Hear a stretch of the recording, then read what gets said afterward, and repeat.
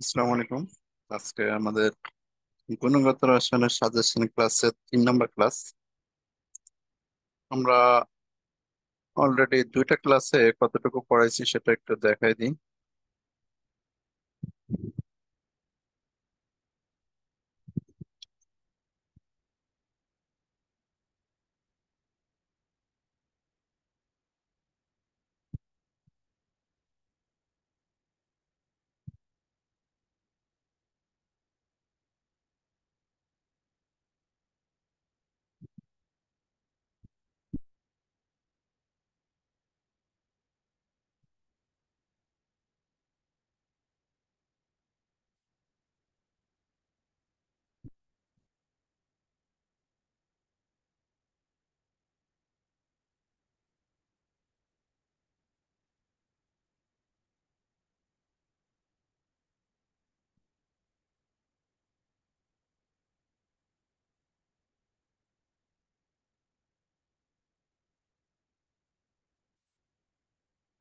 এই সাজেশনে আমাদের অলরেডি পরমাণু মডেলটা শেষ হয়েছে।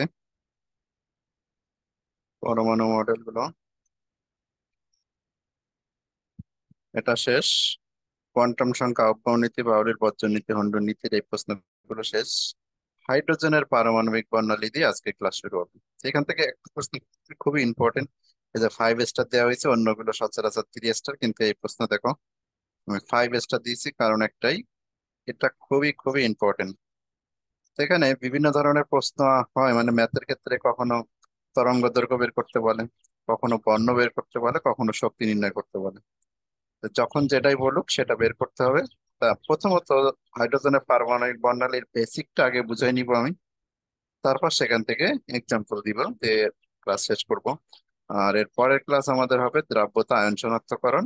এখান থেকে 4টা 5টা টাইপের ম্যাথ করতে হবে। আর আয়ন শনাক্তকরণ, এই যে অম্লিক্ষারীয় আয়ন বললে এখান থেকে আরেক সেট প্রশ্ন হবে। তা আজকে আমাদের পড়া হলো হাইড্রোজেনের পারমাণবিক বন্ধন। এই টাইপের আগে বেসিকটা বুঝাইনি, বেসিকটা বোঝানোর পরে আমি ম্যাথ দেখো। প্রথমে আসি এর বেসিকটা কেমন। হাইড্রোজেনের পারমাণবিক বর্ণালী বলতে আসলে আমরা কি বুঝি? একটা কাঁচপাত্র, এরকম মানে কাঁচের নল, এর মধ্যে হাইড্রোজেন গ্যাসকে নিতে হবে। এই হাইড্রোজেন গ্যাসকে নিয়ে দুই প্রান্ত আটকিয়ে এর ভেতরে চাপটাকে কমাই দিতে হবে, চাপটা খুবই কম করে। যদি উচ্চ বিদ্যুৎ লাইন ঢুকে দেওয়া হয়, বিদ্যুৎ লাইন মানে দুইটা বিদ্যুতের তার এর মধ্যে দিতে হবে, আর অবশ্যই হাই ভোল্টেজ, অনেক হাই ভোল্টেজ দিতে হবে। এই হাই ভোল্টেজ দেওয়ার ফলে এখান থেকে যদি লক্ষ্য করা হয় তা বিভিন্ন ধরনের বর্ণালী বেরিয়ে আসে, বিভিন্ন ধরনের কালার দেখা যায়। বর্ণালী বীক্ষণ যন্ত্রের মাধ্যমে যদি আমরা এটাকে বিশ্লেষণ করি তো ভিন্ন বর্ণের কালার দেখা যায়। এই যে বর্ণগুলো কেন দেখা যাচ্ছে, এই বর্ণগুলো দেখার কারণ হলো যে হাইড্রোজেন গ্যাস নেওয়া হয়, এই হাইড্রোজেন গ্যাসটা সাধারণ অবস্থায় থাকে। যখন উচ্চ হাই ভোল্টেজ প্রয়োগ করা হয় তখন হাইড্রোজেন পরমাণুগুলো ভেঙে, এই অণুগুলো ভেঙে পরমাণুতে কনভার্ট হয়, অর্থাৎ অণুগুলো ওই উচ্চ বিদ্যুৎ ক্ষরণ পেয়ে সাথে সাথে এরকম পরমাণুতে কনভার্ট হয়ে যায়। এই পরমাণুতে কনভার্ট হওয়ার সাথে সাথেই তারা কি করে, শক্তি শোষণ করে। শক্তি শোষণ করে শক্তি শোষণ করে নিম্ন শক্তি স্তর থেকে ইলেকট্রন গুলো এদের উচ্চ শক্তি স্তরে যায়। উচ্চ শক্তি স্তর থেকে যখন ইলেকট্রন গুলো আবার ফেরত আসে, মানে এটা খুব কম সময়ের মধ্যে ঘটে। ইলেকট্রন গুলো শক্তি শোষণ করার পরের মুহূর্তে সেটা বিকিরণ করে। তো শক্তি শোষণ করলো, সাথে সাথে কি করলো, সেই শক্তিটা বিকিরণ করলো। বিকিরণ করে ইলেকট্রন গুলো প্রথম কক্ষপথে ফিরতে পারে, দ্বিতীয় কক্ষপথে ফিরতে পারে, তৃতীয় কক্ষপথে ফিরতে পারে, চতুর্থ কক্ষপথে ফিরতে পারে। এই যে এক এক কক্ষপথে ফিরলে এক একটা সিরিজ উৎপন্ন হয়, সেই সিরিজগুলোর নাম এখন আমি লিখবো। তাহলে ইলেকট্রন গুলো ওই যে হাইড্রোজেন পরমাণুতে ইলেকট্রন গুলো শক্তি শোষণ করে কি করে, উচ্চ শক্তি স্তরে গমন করে। তাহলে এগুলো এক একটা শক্তি স্তর। এই উচ্চ শক্তি স্তরে গমন করার সাথে সাথেই পরের মুহূর্তে তারা আবার নিচে শক্তি স্তরে ফেরত আসে। এগুলো এক একটা কক্ষপথ, n=1, n=2, n=3, n=4, n=5, n=6, n=7, আর এখানে ডট ডট ডট ইনফিনিটি পর্যন্ত। কথা হতে পারে যে ইলেকট্রনের কক্ষপথ তো এরকম গোলাকার হয়, তা আমি এখানে ইলেকট্রনের কক্ষপথ গুলোকে কেন লম্বা লাইন লিখছি? এর কারণ একটাই, এটাই আসলে ইলেকট্রনের, এই যে n=1, n=2, এটা n=3, সে ঠিক আছে, কিন্তু প্রবলেম হলো কি এর মধ্যে কিছু লিখতে গেলে সমস্যা, গোলাকার জিনিসের মধ্যে লেখাটা ঝামেলা। এই কারণে আমি লম্বা লম্বা কক্ষপথ আঁকছি। যে কোনো কক্ষপথ থেকে যদি ইলেকট্রন গুলো শক্তি ছাড়িয়ে শক্তি হারিয়ে প্রথম কক্ষপথে এরকম ফেরত আসে, তবে যে সিরিজটা পাই সেটা আমরাকে বলি লাইম্যান সিরিজ। এগুলো সবাই জানো। দ্বিতীয় কক্ষপথে যদি ইলেকট্রনটা ফেরত আসে সেটাকে আমরা বলি বামার সিরিজ। তৃতীয় কক্ষপথে যদি ফেরত আসে তা সেটাকে আমরা বলি হলো প্যাসিয়ন সিরিজ। চতুর্থ কক্ষপথে যদি ফেরত আসে তাহলে সেই সিরিজটাকে আমরা বলি ব্রাকেট সিরিজ। পঞ্চম কক্ষপথে যদি ফেরত আসে তবে সেটাকে আমরা বলি ফুল বা ফান সিরিজ। আর এরকম ষষ্ঠ কক্ষপথে যদি ফেরত আসে সেটাকে আমরা বলি হলো হামফ্রিজ। এটুকু আমরা সবাই জানি। আর এখানে একটা ফর্মুলা আছে হাইড্রোজেনের পারমাণবিক বর্ণালীর। ফর্মুলাটা এরকম যে মিউ বার সমান 1/λ। মিউ বার সমান 1/λ সমান হলো আর এইচ, এখানে একটা Z square, 1/n1 square 1/n2 এর স্কোয়ার। কোনটা কি জিনিস আগে বলি। যদি মিউ বারের কথা বলি, মিউ বারটা হলো তরঙ্গ সংখ্যা। মিউ বারটা হলো কি তরঙ্গ সংখ্যা। ল্যামডা সবাই জানো, ল্যামডা হলো তরঙ্গ দৈর্ঘ্য।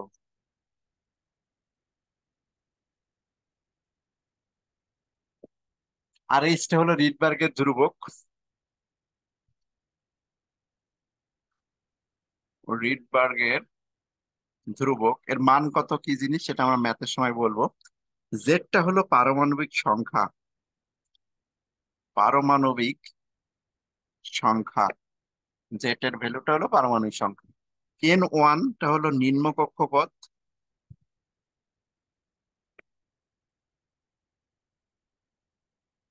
আর n2টা হলো উচ্চ কক্ষপথ। এই জিনিসের মধ্যে আসলে আমাদের কোনো কিছু ঝামেলা নাই। ঝামেলা হলো এই n1 আর n2 এর মান নির্ণয়ের প্রসেসটা আমাদের একটু বুঝতে হবে। n1 n2 এর মান নির্ণয়ের প্রসেসটা, n1 n2 এর মান নির্ণয়ের প্রসেসটা আমি এখন শিখাবো। এখন একটা জিনিস বলে রাখি, যদি তোমার তরঙ্গ সংখ্যা বের করতে বলে তাহলে তুমি ফর্মুলাটা এভাবে মিউ বার সমান R H Z square 1/n1 square 1/n2 এর স্কোয়ার। যদি পরমাণুটা থেকে তোমাকে বলে যে তরঙ্গ সংখ্যা বের করো তখন তুমি ফর্মুলা এটা লিখবে।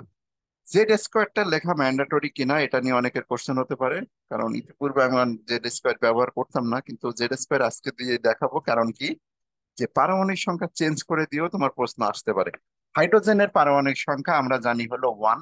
যদি এখানে তুমি হাইড্রোজেনের পরিবর্তে 1 স্কোয়ার বসাও তা হাইড্রোজেন আসলে থাকে না, অর্থাৎ সেক্ষেত্রে আমরা ফর্মুলাটা এটা লিখতেই পারি, সমস্যা না। কিন্তু যদি তোমার উদ্দীপকটা বলে যে হিলিয়াম প্লাস, হিলিয়াম প্লাস বা লিথিয়াম 2 প্লাস, যদি তোমার উদ্দীপকটা এটা দিয়ে আসে তখন যদি তুমি পারমাণবিক সংখ্যা না বসাও তাহলে কিন্তু বিপদ হবে। কারণ লিথিয়ামের পারমাণবিক সংখ্যা জেড এর ভ্যালু হলো 3। তখন এই জায়গাটায় জেড স্কোয়ার যেটা ছিল ওই জেড স্কোয়ারের ভ্যালু পরের লাইনে যে 3 বসাতেই হবে। ঠিক আছে।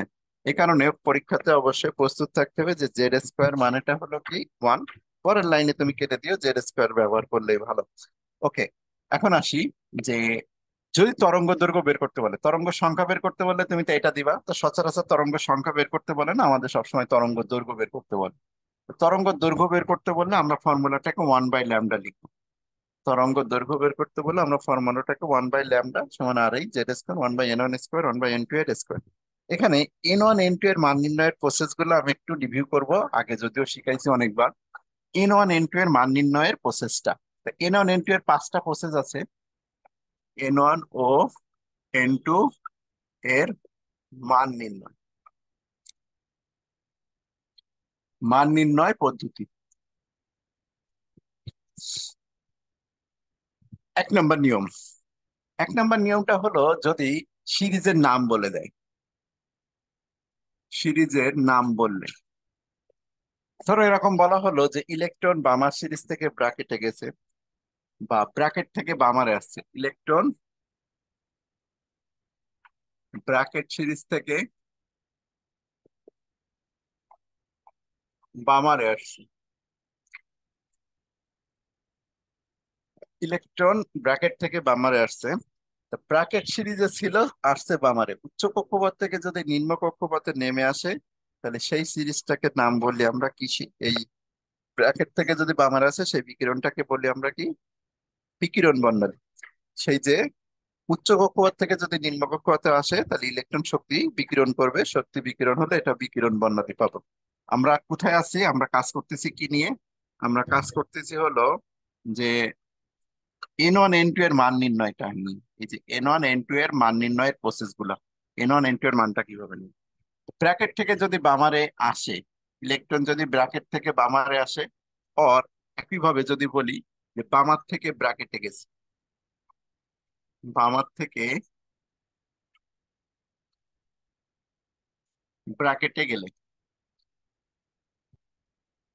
তাহলে এখানে N1 এর মান কত? N1টা আগেই বলছি, N1টা হলো নিম্ন কক্ষপথ আর N2 উচ্চ কক্ষপথ। N1টা এখানে কি জিনিস? নিম্ন কক্ষপথ, নিম্ন কক্ষপথ মানে নিচেরটা। আর N2টা কি? উচ্চ কক্ষপথ, উচ্চ কক্ষপথ। তাহলে বামার থেকে যদি ব্র্যাকেটে যাই, বামানের জন্য N1 এর মানটা কত? 2।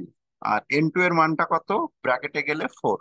এখন তোমার কোশ্চেন হতে পারে যে বামার থেকে ব্র্যাকেটে গেল আবার ব্র্যাকেট থেকে বামারে আসছে, দুইটার ক্ষেত্রে N1 এর মেনু মানটা কি হবে? দুইটার ক্ষেত্রে N1 এর মানটাই 2 হবে, N2 এর মান 4 হবে। বামার থেকে ব্র্যাকেটে যাক, ব্র্যাকেট থেকে বামারে যাক, শক্তি স্তর তো চেঞ্জ হবে না। N1 সবসময় নিম্ন কক্ষপথ, N2 সবসময় উচ্চ কক্ষপথ। দুইটার মধ্যে বেসিক পার্থক্যটা কোথায়? ব্র্যাকেট থেকে যখন বলবে বামারে আসে তখন সেটা বিকিরণ বর্ণালী, কারণ উচ্চ কক্ষপথ থেকে নিচে নেমে যাচ্ছে। আর যদি বলে বামার থেকে ব্র্যাকেটে যায় তখন সেটা শোষণ বর্ণালী। উভয়ের ক্ষেত্রে N1 এর মানটা কিন্তু 2, N2 এর মানটা 4। অর্থাৎ N1 সবসময় নিম্ন কক্ষপথ ছোটটা হবে, N2 উচ্চ কক্ষপথ সবসময় বড়টা হবে। এটার জন্য খেয়াল থাকি যে ব্র্যাকেট থেকে বামারে যাওয়া মানে কি? ব্র্যাকেট থেকে বামারে যাওয়া মানে বামারে আসা, মানে সেটা বিকিরণ বর্ণালী। আর বামার থেকে ব্র্যাকেটে যাওয়া মানে সেটা শোষণ বর্ণালী। উভয়ের ক্ষেত্রে N1 এর মান নিম্ন কক্ষপথ, অর্থাৎ এটা চেঞ্জ হবে না। N1 এর মান 2, N2 এর মানটা কি হবে? 4 হবে। উচ্চ থেকে নিচে নামুক বা নিচের থেকে উপরে উঠুক, N1 সবসময় ছোটটা অর্থাৎ নিম্ন কক্ষপথ, আর N2 সবসময় উচ্চ কক্ষপথ। ব্র্যাকেট থেকে বামারে আসলে বিকিরণ, বামার থেকে ব্র্যাকেটে গেলে শোষণ। N1 N2 এর মানে কোনো চেঞ্জ আসবে না। আচ্ছা, আর একটা দিয়ে বলা যেতে পারে, ধরো আমি বললাম লাইমান থেকে ফুন্ডে গেছি, লাইম্যান থেকে ফুন্ডে গেছি। লাইম্যানের জন্য N1 এর মানটা হলো 1, আর ফুন্ডের জন্য N2 এর মানটা হলো 5। এবার যদি বলা হয় যে ফুন্ড থেকে লাইম্যানে আসছে, ফুন্ড থেকে লাইম্যানে আসছে, তাহলে ফুন্ড থেকে লাইম্যানে আসা ও একই কথা। N1 এর মানটা কিন্তু 1ই থাকবে, N2 এর মানটা কত হবে? 5 হবে। কেন? কারণ ফুন্ড থেকে লাইম্যানে আসা মানে নিম্ন কক্ষপথ N1, উচ্চ কক্ষপথ হলো ফুন্ড মানে 5। আর যদি ফুন্ড থেকে লাইম্যানে আসে বিকিরণ বর্ণালী, আর লাইম্যান থেকে যদি ফুন্ডে যায় শোষণ বর্ণালী। ওকে, আশা করি বুঝতে পারছো যে সিরিজের নাম বললে আমরা N1 N2 নিতে পারবো। 2 নম্বর রুলটা হলো সাপেক্ষ রুল। সাপেক্ষ রুল বলতে আসলে কি বুঝি? সাপেক্ষ রুল আমি নাম দিছি আসলে এরকম। সাপেক্ষ রুলটা কিরকম? ধরো একটা সিরিজের সাপেক্ষে বলবে, বলবে ইলেকট্রন বামার সিরিজের সেকেন্ড লাইনে গেছে, ইলেকট্রন বামার সিরিজের সেকেন্ড লাইনে গেছে। তাহলে বামারের জন্য N1 এর মানটা আমরা কিন্তু পাই 2। আর বামারের সাপেক্ষে আরো দুইটা লাইন গেছে, তাহলে এই বামারের সাথে সাথে এই প্রথম লাইন দ্বিতীয় লাইন, তার মানে বামারের জন্য ছিল আমাদের 2, তার সাথে 2 লাইন যোগ করলে সেটা কত হবে? 4। যদি এরকম বলতাম যে ইলেকট্রন বামার সিরিজে থার্ড লাইনে গেছে,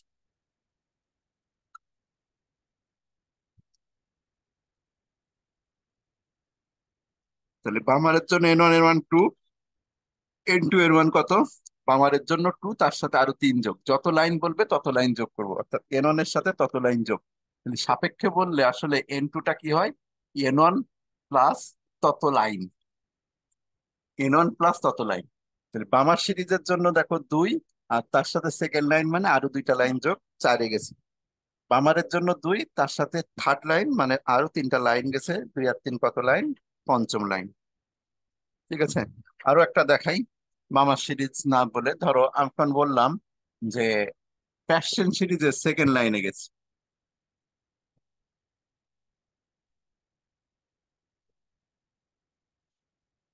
প্যাশন সিরিজের সেকেন্ড লাইন। তাহলে প্যাসেনের জন্য N1 এর মান 3, আর N2 এর মানটা কত হবে? প্যাসেনের 3, তার সাথে সেকেন্ড লাইন মানে আরো 2 যোগ, তাহলে 3 2 কত হবে? 5। তাহলে সাপেক্ষে বলা মানে আসলে প্রথম লাইন যেটা থাকবে তার সাথে ওইটা যোগ করে দেয়া। ঠিক আছে, তাহলে সাপেক্ষ রুল আসলে আমরা পারবো। 3 নম্বরে আসি, এগুলো আগে শিখাইছি। সাপেক্ষ রুলের পরে এখন যদি আমরা বলি যে আলফা বিটা গামা, এরকম বললাম যে আলফা বিটা গামা ডেল্টা, এগুলো যদি বলা হয় তো এগুলো এক ধরনের সাপেক্ষ রুলের মতোই। এটা সাপেক্ষ রুলের একটা এক্সটেন্ড ভার্সন। ধরো এরকম বললো ইলেকট্রন বামার সিরিজের হাইড্রোজেন গামাতে গেছে।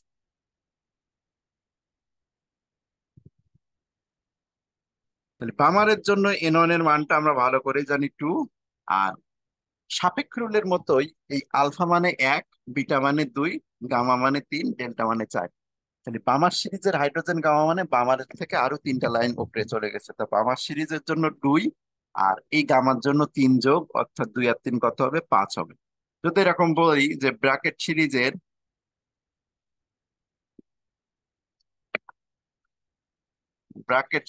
হাইড্রোজেন বিটাতে গেছে, ইলেকট্রন ব্র্যাকেট সিরিজের হাইড্রোজেন বিটা, তাহলে ব্র্যাকেটের জন্য আমাদের N1 এর মানটা হলো 4, আর N2 এর মানটা হলো 4 + 2, অর্থাৎ সেটা 6। ব্র্যাকেট সিরিজের হাইড্রোজেন বিটা, বিটা মানে আরো 2টা, অর্থাৎ আগে ছিল ব্র্যাকেট তার জন্য 4, বিটা মানে 2, অর্থাৎ তার সাথে আরো 2 যোগ করে দিলাম। তাহলে সিরিজের নাম যদি বলে এরকম আলফা বিটা গামা বলে, আলফা বললে 1 যোগ, বিটা বললে 2 যোগ, গামা বললে 3 যোগ করে দিয়ে আমরা সিরিজের নাম বের করে ফেলতে পারবো, মানে N1 N2 বের করে ফেলতে পারবো। 3 নাম্বার নিয়ম শেষ। এবার আমরা যাচ্ছি হলো 4 নাম্বার রুলে। 4 নাম্বার রুলটা ইজি। এটা হলো ক্ষুদ্রতম তরঙ্গ দৈর্ঘ্য।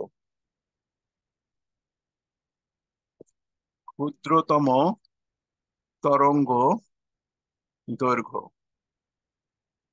ক্ষুদ্রতম তরঙ্গ দৈর্ঘ্য। এখানে আরেকটা কথা বলা যেতে পারে,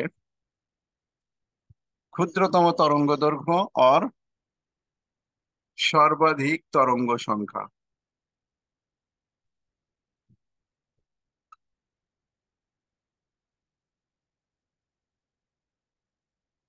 ক্ষুদ্রতম তরঙ্গ দৈর্ঘ্য অর সর্বাধিক তরঙ্গ সংখ্যা। তাহলে তরঙ্গ দৈর্ঘ্য যদি ক্ষুদ্র হয়, তরঙ্গ দৈর্ঘ্য কখন ক্ষুদ্র হয় এটা হলো আমাদের বড় কথা।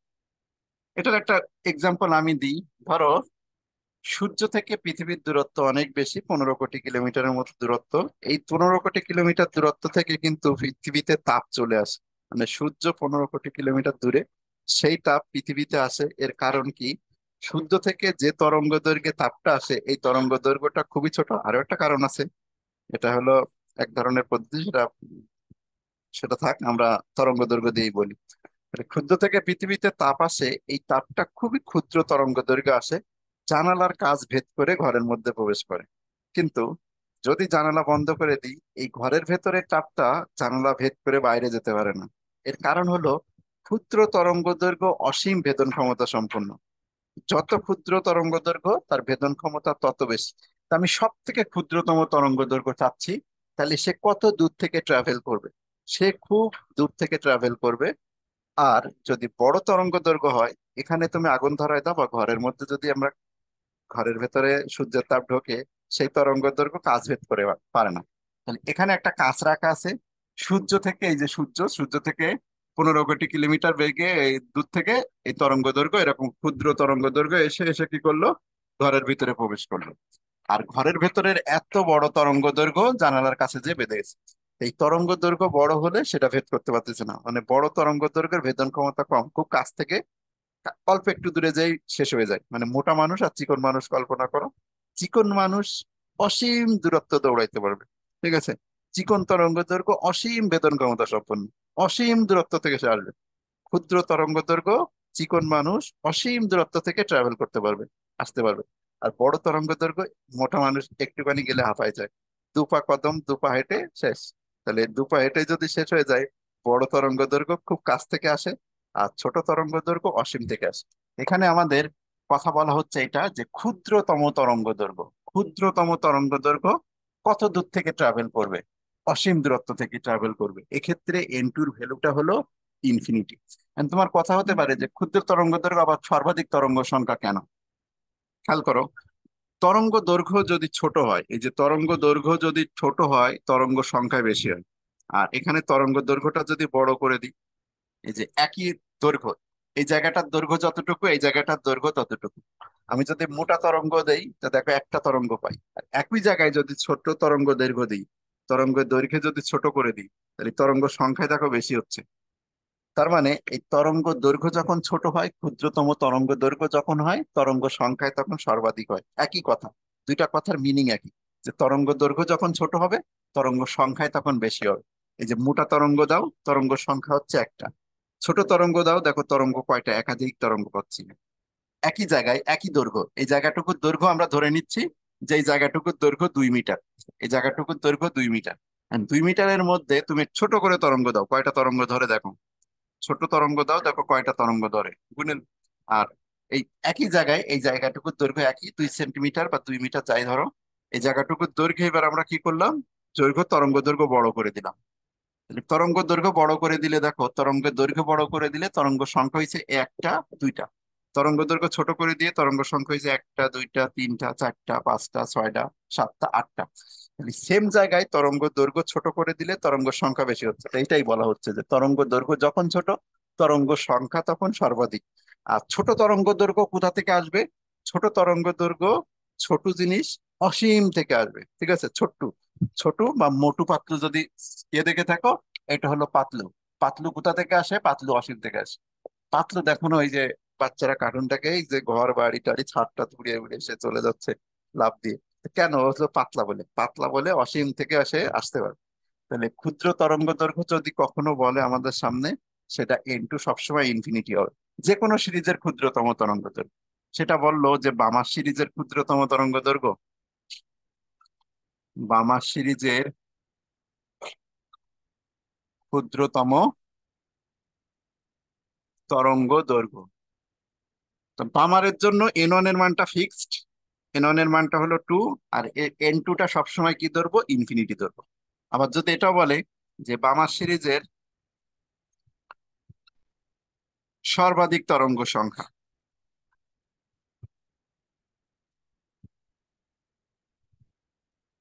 তরঙ্গ সংখ্যা বের করো, বামার সিরিজের সর্বাধিক তরঙ্গ সংখ্যা। তো বামার সিরিজের সর্বাধিক তরঙ্গ সংখ্যা যখন বলবে, মামারের জন্য n1 এর মানটা ফিক্স 2। আর তরঙ্গ সংখ্যা কখন সর্বাধিক হয়? যখন তরঙ্গের দৈর্ঘ্য ছোট হয়। তরঙ্গ দৈর্ঘ্য কখন ছোট হয়? যদি সে অসীম থেকে আসে। তাহলে n2টা হলো কি? ইনফিনিটি। তার মানে যে কোনো সিরিজের ক্ষুদ্রতম তরঙ্গ দৈর্ঘ্য বা সর্বাধিক তরঙ্গ সংখ্যা বললে আমাদের n2টা ইনফিনিটি। এখন তোমার কোশ্চেন হতে পারে, তো দুইটা কথা একই হলে ফর্মুলা কি হবে? যখন তোমার বামা সিরিজের ক্ষুদ্রতম তরঙ্গ দৈর্ঘ্য বের করতে বলবে, তখন তুমি কি বের করবা? তখন তুমি 1/λ বের করবা, অর্থাৎ ল্যামডার ভ্যালু বের করবা। আর এইচ, এখানে জেড স্কোয়ার চাইলে দিতে পারো, Z square 1/n1 square 1/n2 এর স্কোয়ার, শেষ। আর যদি বলে বামা সিরিজের সর্বাধিক তরঙ্গ সংখ্যা, সর্বাধিক তরঙ্গ সংখ্যা, তখন তরঙ্গ সংখ্যা বের করবা, 1/λ সমান R H Z square n1 square 1/n2 এর স্কোয়ার। এই হলো কথা, যে তরঙ্গ সংখ্যা যখন বের করতে বলবে ফর্মুলা এটা, তরঙ্গ দৈর্ঘ্য যখন বের করতে বলবে তরঙ্গ দৈর্ঘ্য এটা, এই মানে ফর্মুলাটা এটা। আর ক্ষুদ্রতম তরঙ্গ দৈর্ঘ্য কোথা থেকে আসে? অসীম থেকে আসে। তরঙ্গ দৈর্ঘ্য যখন ছোট হয় তরঙ্গ সংখ্যায় তখন বেশি হয়। এটা কি জিনিস? পাতলু জিনিস। ওকে, এবার আসি 5 নম্বর রুল, এটা বললে আমাদের এটা শেষ। বৃহত্তম তরঙ্গ দৈর্ঘ্য, বৃহত্তম তরঙ্গ দৈর্ঘ্য অর সর্বনিম্ন তরঙ্গ সংখ্যা। মানে তরঙ্গের দৈর্ঘ্য যদি বড় হয় তরঙ্গ সংখ্যায় কম হবে। একটু আগে আমি এটার এক্সাম্পল দেখাইছি। তরঙ্গের দৈর্ঘ্য যদি কম হয়, তরঙ্গের দৈর্ঘ্য যদি কম হয়, দেখো এই যে মোটা জায়গা, এই সেম জায়গাটা একই দৈর্ঘ্য, তরঙ্গ দৈর্ঘ্য যদি ছোট করে দিই আমরা, তরঙ্গ দৈর্ঘ্য ছোট করে দিলে তরঙ্গ সংখ্যায় বেশি হয়। আর তরঙ্গের দৈর্ঘ্য মোটা করে দিলে তরঙ্গ সংখ্যায় কম হয়। একই জায়গায় তরঙ্গ ছোট করে দিলাম, দেখলাম 4টা তরঙ্গ তৈরি হয়েছে। একই জায়গায় তরঙ্গ দৈর্ঘ্য বড় করে দিলাম, তরঙ্গ সংখ্যায় কমে গেছে। তরঙ্গ দৈর্ঘ্য যখন বড় তরঙ্গ সংখ্যায় তখন কম। এটা কোথা থেকে আসবে? তো এটা হলো মোটু, এটা হলো কি? মোটু। মোটু কোথা থেকে আসবে? সব থেকে কাছ থেকে আসবে। মোটু মানুষ কোথা থেকে আসবে? এক্ষেত্রে n2 n1 + 1, অর্থাৎ যে সিরিজের কথা বলা হবে ঠিক তার উপরে থেকে আসবে।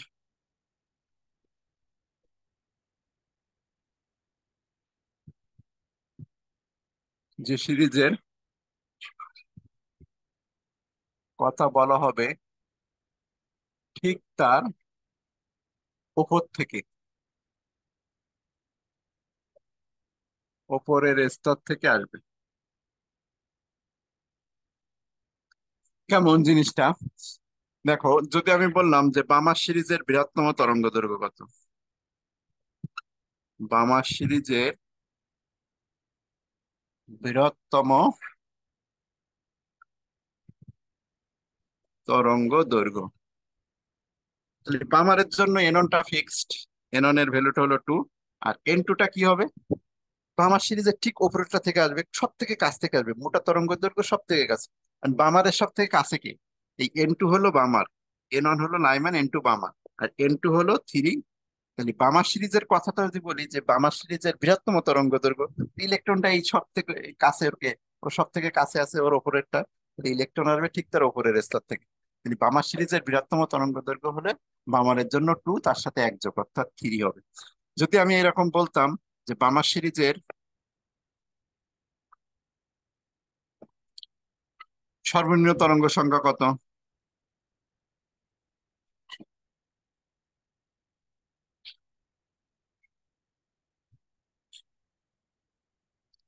তাহলে একই জিনিস, বামারের জন্য n1 এর ভ্যালু 2, আর n2 এর ভ্যালুটা কত হবে? 2 + 1 অর্থাৎ 3। তার মানে বৃহত্তম তরঙ্গ দৈর্ঘ্য আর সর্বনিম্ন তরঙ্গ সংখ্যা, বৃহত্তম তরঙ্গ দৈর্ঘ্য যখন হবে, তরঙ্গ দৈর্ঘ্য যখন বড় হবে, তরঙ্গ সংখ্যায় তখন কম হবে। সেক্ষেত্রে n2 ঠিকটার ওপরেরটা। সিরিজ যদি চেঞ্জ করে দাও, এখানে বললে যে প্যাসশন সিরিজের, প্যাসশন সিরিজের বৃহত্তম তরঙ্গ দৈর্ঘ্য, প্যাসশনের জন্য n1টা হলো 3। আর প্যাসশন সিরিজের বৃহত্তম তরঙ্গ দৈর্ঘ্য বললে ইলেকট্রন ঠিক তার উপরেরটা আসবে, তা প্যাসশন হলো 3, ঠিক তার উপরেরটা থেকে ইলেকট্রন আসছে 3 + 1 অর্থাৎ 4। প্যাসশন সিরিজের বৃহত্তম তরঙ্গ দৈর্ঘ্য, প্যাসশন মানে 3, আর তার থেকে ঠিক উপরের স্তর থেকে ইলেকট্রন আসবে, তাহলে প্যাসশনের জন্য 3, তার থেকে ঠিক উপরের স্তর, প্যাসশন সিরিজের সবচেয়ে কাছে, তাহলে 3 থেকে 1 4। প্যাসশন সিরিজের সর্বনিম্ন তরঙ্গ সংখ্যা, তাহলে প্যাসশনের জন্য হলো 3, আর তার থেকে ঠিক উপরের স্তর থেকে আসবে, তাহলে 3 থেকে 1 হলো 4। তাহলে দুইটা জিনিস আমরা কনফার্ম হলাম যে ক্ষুদ্রতম তরঙ্গ দৈর্ঘ্য যদি বলে, একদম সামারি টানো, যে ক্ষুদ্রতম তরঙ্গ বললে, ক্ষুদ্রতম তরঙ্গ দৈর্ঘ্য বললে n2 ∞, বললে n2 ∞, অর্থাৎ ইলেকট্রন কোথা থেকে আসবে? অসীম থেকে আসবে। বৃহত্তম তরঙ্গ দৈর্ঘ্য বললে n2 n1 এর সাথে 1 যোগ করে দিব, অর্থাৎ যে সিরিজ বলবে ঠিক তার ওপরেরটা, এখানে ঠিক তার ওপরেরটা লিখতে পারো, ঠিক তার ওপরেরটা, ঠিক তার ওপরেরটা থেকে আসবে। তাহলে ক্ষুদ্রতম তরঙ্গ দৈর্ঘ্য অসীম থেকে আসবে, বৃহত্তম তরঙ্গ দৈর্ঘ্য যে সিরিজের কথা বলবে তার তার ওপরটা থেকে আসবে। এই হলো আমাদের বেসিক n1 n2 নির্ণয়, প্রত্যেকটা জিনিস কিন্তু এখানে কাজে লাগবে। আচ্ছা, এখানে আরো কিছু জিনিস কাজে লাগবে। তরঙ্গ দৈর্ঘ্য বের করার পরে আমাদের এখানে আরো একটা জিনিস আমাদের কাজে লাগবে, সেটা হলো কোন অঞ্চলে পড়ছে সেটা। তাহলে এই কোন অঞ্চলে পড়ছে সেটা বের করার জন্য আমাদের এই তরঙ্গ দৈর্ঘ্য গুলো মুখস্থ রাখতে হবে। কিভাবে দেখো মুখস্থ রাখা যায়? সবাই জানো যে দৃশ্যমান অঞ্চল, দৃশ্যমান কোথা থেকে শুরু হয়? আমাদের চোখ দেখা শুরু করে কোন থেকে? ভিজিবল, VIB, আইবি, CYOR। বেগুনি আলো থেকে আমাদের চোখ দেখা শুরু করে, লাল আলোতে যে দেখা শেষ করে, সেটা হলো 380 থেকে 700 ন্যানোমিটার পর্যন্ত রেঞ্জের মধ্যে আমাদের চোখ দেখতে পায়, বা 780 কোনো কোনো বইয়ে দেখি। এই যে দৃশ্যমান অঞ্চলের তরঙ্গ দৈর্ঘ্য গুলো যদি আমরা একটু লিখি, প্রথম হলো ভিতে হলো বেগুনি, ভিতে হলো বেগুনি, ঠিক আছে, বেগুনি, তো বেগুনি, বেনিয়া সকলা তোমরা জানো,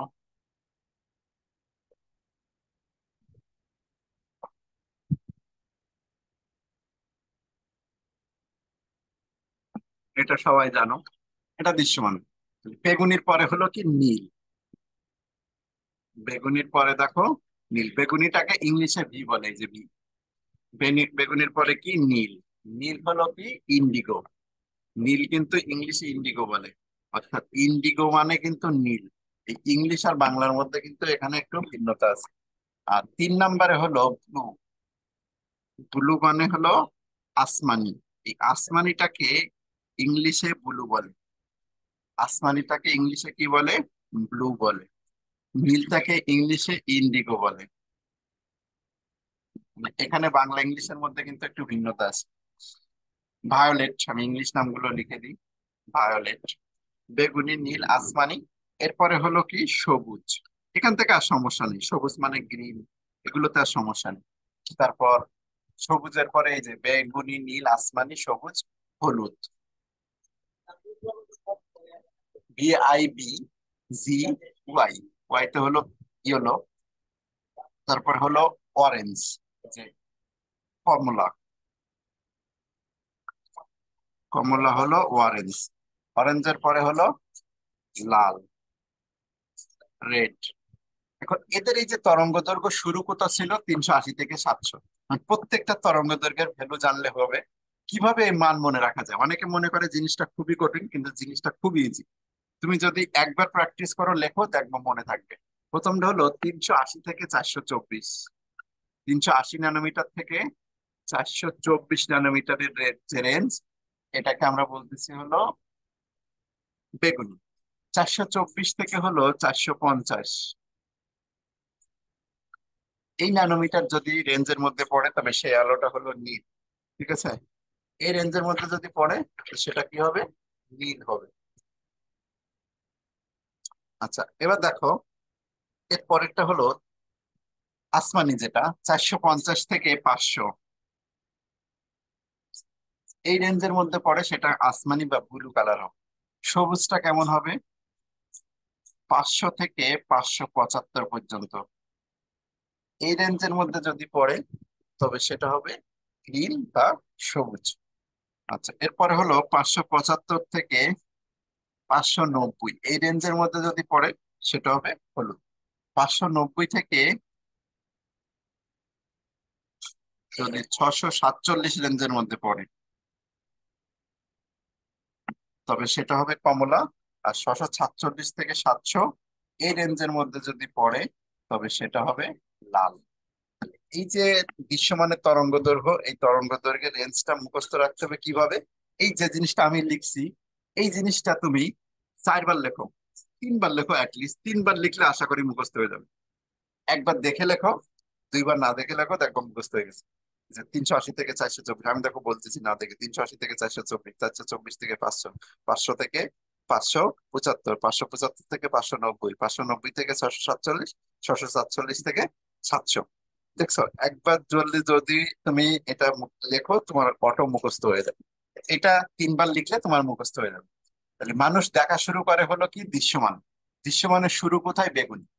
এই দৃশ্যমান যদি বেগুনি দিয়ে শুরু হয় তবে দৃশ্যমানের আগের অংশটাকে আমরা বলবো হলো অতি বেগুনি। দৃশ্যমানের আগের অংশটাকে আমরা বলি হলো অতি বেগুনি। আর অতি বেগুনি রশ্মি বা ইউভি, দেখো এখানেও কিন্তু মিল। দৃশ্যমান শুরু হয়েছে কোথা থেকে? বেগুনি থেকে। তো ওর আগেরটা কি হবে? অতি বেগুনি। অতি বেগুনি রশ্মির রেঞ্জটা কত? 10 থেকে 380 পর্যন্ত। 10 থেকে 380 ন্যানোমিটারের তরঙ্গকে আমরা বলি অতি বেগুনি। আচ্ছা, এবার যদি দৃশ্যমান ছাড়িয়ে কোন অঞ্চলে চলে যায়? দৃশ্যমান হলো 700।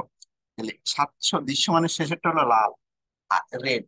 রেডের পরে হলো অবলোহিত বা আইআর, ইনফ্রারেড যেটা আইআর। আইআরটা হবে কত? 700 থেকে 1 মিলিমিটার পর্যন্ত। 700 থেকে 1 মিলিমিটার। 1 মিলিমিটারকে ন্যানোমিটারে যদি নিতে চাও, 1 মিলিমিটার সমান হলো 10⁻³ মিটার। এই 10⁻³ এর রেঞ্জের মধ্যে যদি থাকে 700, এটা 700টা কিন্তু ন্যানোমিটার এককে আছে। 700 ন্যানোমিটার থেকে 1 মিলিমিটার, এই রেঞ্জের মধ্যে যদি থাকে তবে সেটাকে আমরা বলবো হলো অবলোহিত অঞ্চল। অবলোহিত অঞ্চল। ঠিক আছে? তাহলে এই 10⁻³ 700 ন্যানোমিটার থেকে 10⁻³ বা মিটারে যদি প্রকাশ করে দিই, এটা এই যে 700 × 10⁻৯, তাহলে 7 × 10 এটা মিটারের জন্য নিয়ে গেছি। 7 × 10⁻⁷ এই মিটার থেকে যদি 1 × 10⁻³ মিটার এই রেঞ্জের মধ্যে থাকে, যদি মিটার এককে তুমি বুঝতে পারো ভালো, 7 × 10⁻⁷ থেকে 1 × 10⁻³ রেঞ্জের মধ্যে থাকলে সেটা অবলোহিত। আর দেখলে চিনা যাবে। এদের ব্যবহার গুলো একটু জেনে নিই। অতিবেগুনি রশ্মি দিয়ে কি করে? জাল টাকা, জাল পাসপোর্ট শনাক্ত করে। জাল টাকা ও জাল পাসপোর্ট শনাক্ত করে। এগুলো কিন্তু সব আমাদের ম্যাথে কাজে লাগবে। আমি কেন লিখতেছি, ম্যাথে লাগবে কিন্তু। আর এই অবলোহিত দিয়ে কি কাজ করা যায়?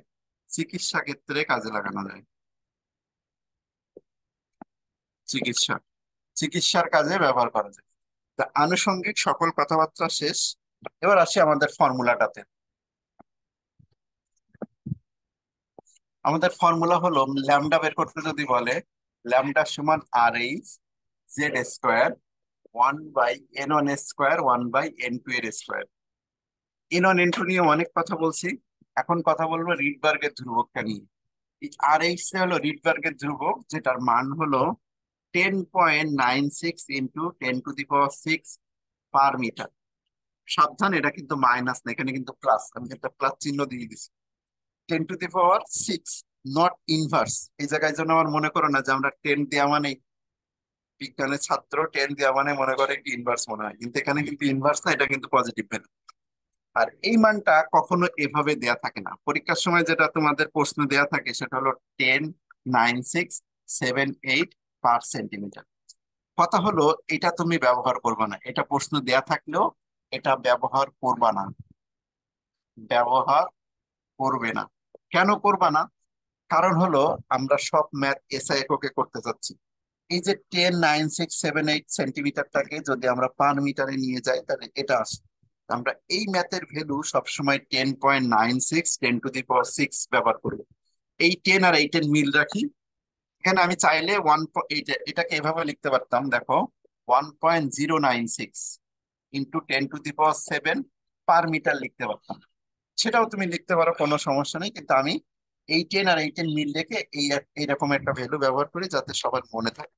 10.96 10⁶, দুইটা 10 আছে, এজন্য কেউ ভোলে না। তাহলে প্রশ্নে যদি এটা দেয়াও থাকে, আমি এই মান ব্যবহার করব না, আমি ঘাউড়ামি করব। এখানে লেখো যে ঘাউড়ামি করব। ঘাউড়ামি করা মানে কি? আমি প্রশ্নে এই RH এর মান দেয়া আছে কিনা তোমার লক্ষ্য করার কোনো দরকার নেই। RH এর মান সচরাচর দেয়া থাকে না। আর যদি দেওয়াও থাকে, 10.9678 পার সেন্টিমিটারে থাকে। পার সেন্টিমিটার থাকলে তুমি কোনো ধার ধারবো না, তোমার যে মানটা মুখস্থ রেখে দিবা 10.96 10⁶, ওই মানটাই বসাবা। সাবধান, ভুলেও পার সেন্টিমিটারে পড়তে যে শেষে একক নিয়ে ঝামেলায় পড়তে হয়। স্টুডেন্টরা অনেক, কারণ এককে অনেক দুর্বল, এককে কনভার্সন করাটাই তোমরা অনেক বেশি দুর্বল, এজন্য এককে কনভার্ট করতে পারো না। জন্য আমি নিষেধ করি যে একবারে এসআই এককেই সব মান বসাও। 10.96 10⁶ পার মিটার, এই এসআই একক দিয়ে যদি মানটা করো, একবারে তোমার মিটার এককে চলে আসবে। তাহলে আমরা ঘাওড়ামি করব কি? এই RH এর ভ্যালু সবসময় কি বসাবো? 10.96 10⁶ দেয়া থাক ভালো, না থাকলেও আমরা এটা ব্যবহার করবো। এখন আসি আমাদের সাজেশনটাতে, আমরা চোখ বুলাই যে আমাদের সাজেশনে কি কি জিনিস করতে হবে। দেখো, প্রথমত কি কি আসে এখান থেকে? সৃষ্ট বর্ণালী তরঙ্গ দৈর্ঘ্য বের করতে বলে, তার কালার বের করতে বলে, বর্ণ অথবা শক্তি নির্ণয় করতে বলে। তো আমরা প্রথমে দেখি যে এই যে ঢাকা বোর্ড 23 5 আছে, ময়মনসিংহ বোর্ড 23 1 আছে, যশোর বোর্ড 23 1 শক্তি নির্ণয় আসছে। এখানে এই যে গতে আলাদা করে দেওয়া মানে কি, যেটা শক্তি নির্ণয় সেটা দেখো আমি লিখে দিচ্ছি কোনটা কি নির্ণয়। আচ্ছা, যশোর বোর্ড 23 1 আরো একটা আছে, সিলেট বোর্ড 23 1 আছে, চিটাগাং বোর্ড 23 4 আছে, কুমিল্লা বোর্ড 23 6 এর নির্ণয় করতে বলছে, অর্থাৎ N1 N2 এর মধ্যে একটা নির্ণয় করতে বলছে। এটা আমি করে দেখাই দিব। আচ্ছা, বরিশাল বোর্ড 23 বৃহত্তম তরঙ্গ সংখ্যা, বৃহত্তম তরঙ্গ সংখ্যা যদি এই তরঙ্গ দৈর্ঘ্য, বৃহত্তম তরঙ্গ দৈর্ঘ্য যদি বের করতে বলে, তখন আমরা কি মান ব্যবহার করবো? বৃহত্তম তরঙ্গ দৈর্ঘ্য মানে N2 কি? N2 এর মান 1 যোগ করা। বৃহত্তম তরঙ্গ দৈর্ঘ্য সব থেকে কাছ থেকে আসে। আচ্ছা, অসীম থেকে যদি আসে তাহলে N2 ইনফিনিটি ধরবো।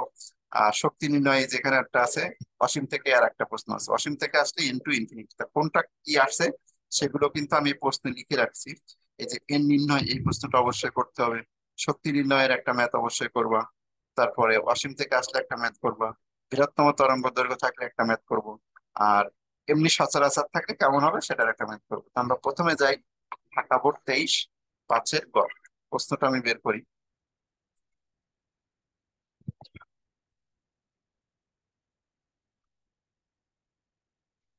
ঢাকা বোর্ড 23, এই যে 5-এর গড়। এটা ঢাকা বোর্ড 23 5-এর গড় প্রশ্ন।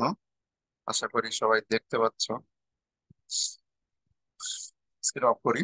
ওকে, এবার দেখো ঢাকা বোর্ড 23 5-এর গড় প্রশ্নটা কি। একটা ইলেকট্রন আছে, এই যে ইলেকট্রনটা বলছে পাঁচে, উদ্দীপকের ইলেকট্রনের ধাপান্তরের ফলে সৃষ্ট বর্ণালী বর্ণ কিরূপ হবে, অর্থাৎ কালারটা চাইছে এরা।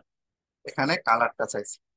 তা কোন কক্ষপথ থেকে আসছে দেখো, এটা হলো ই কক্ষপথ আঁকা আছে। ই, ই থেকে একটা ইলেকট্রন লাফ মেরে, এই যে এখানে চিহ্নটা বোঝা যাচ্ছে না, আমি একটু জুম করি, জুম করলে আসলে বোঝা যাবে।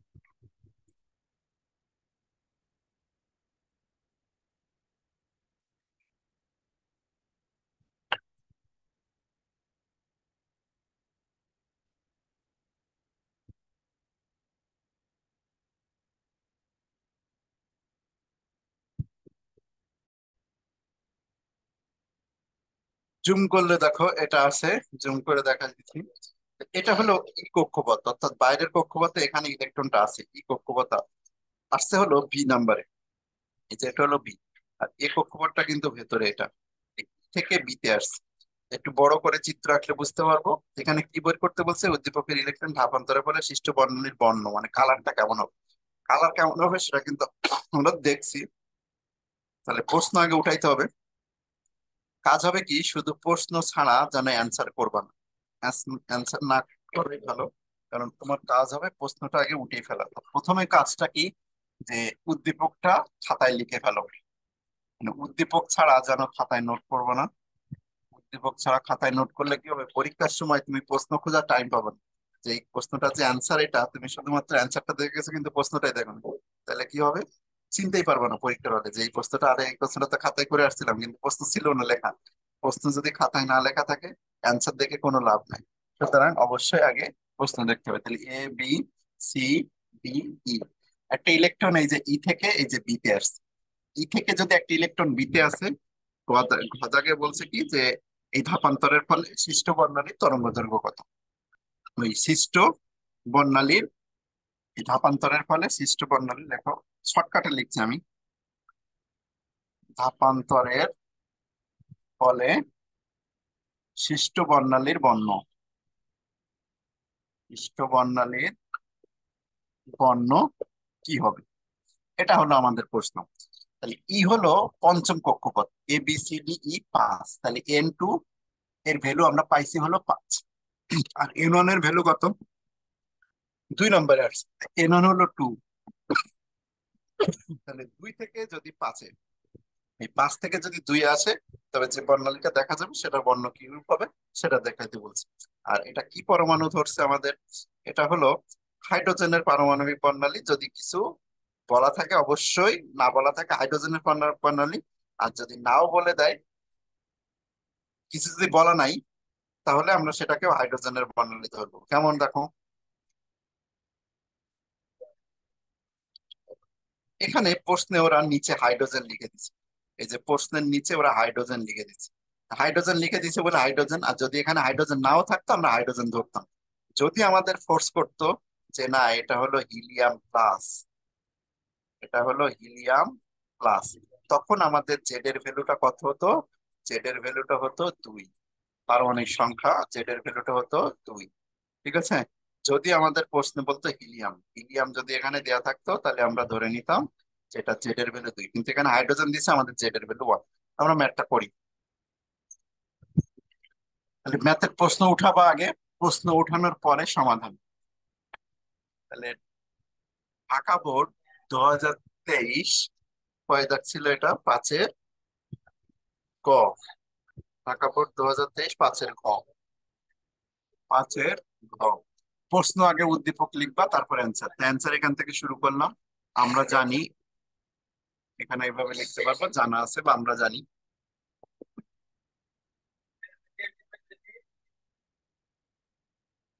আমরা জানি 1/λ সমান RH 1/n1 স্কোয়ার। আচ্ছা, জেড স্কোয়ারটাও ব্যবহার করি, জেড যদিও 1, তারপর আমরা ব্যবহার করি 1/n1 স্কোয়ার -1/n2 এর স্কোয়ার।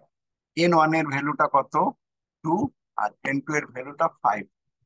আর এইচ এর ভ্যালু আমরা দেয়া নাই, হারামি করব, অর্থাৎ যা দেয়া নাই তা ছাড়াও, দেয়া থাকলেও ভালো না থাকলেও ভালো। আমি প্রথম ব্যবহার করবো 10.96 ইন্টু 10⁶ ব্যবহার করবো। জেড, জেড এর ভ্যালুটা হলো 1, 1 এর স্কোয়ার মানে 1 এর স্কোয়ার 1ই থাকবে। 1/2 এর স্কোয়ার 1/5 এর স্কোয়ার। ক্যালকুলেশন করলে আমাদের 1/λ আসবে প্রথমে। দেখি প্রথমে 1/λ কত, তারপরে সেখান থেকে ল্যামডা বের করে ফেলতে হবে।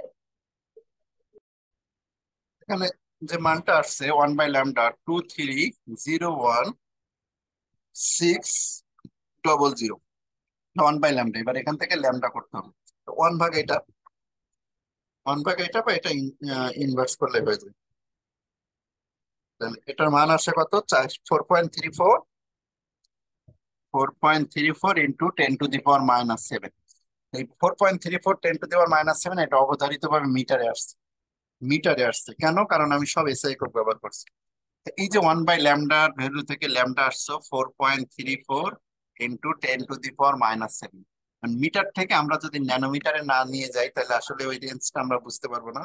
তাহলে এটাকে ন্যানোমিটারে নেওয়ার জন্য আমরা কি করব, এই জায়গাটাতে 10⁹ বানাই নিব।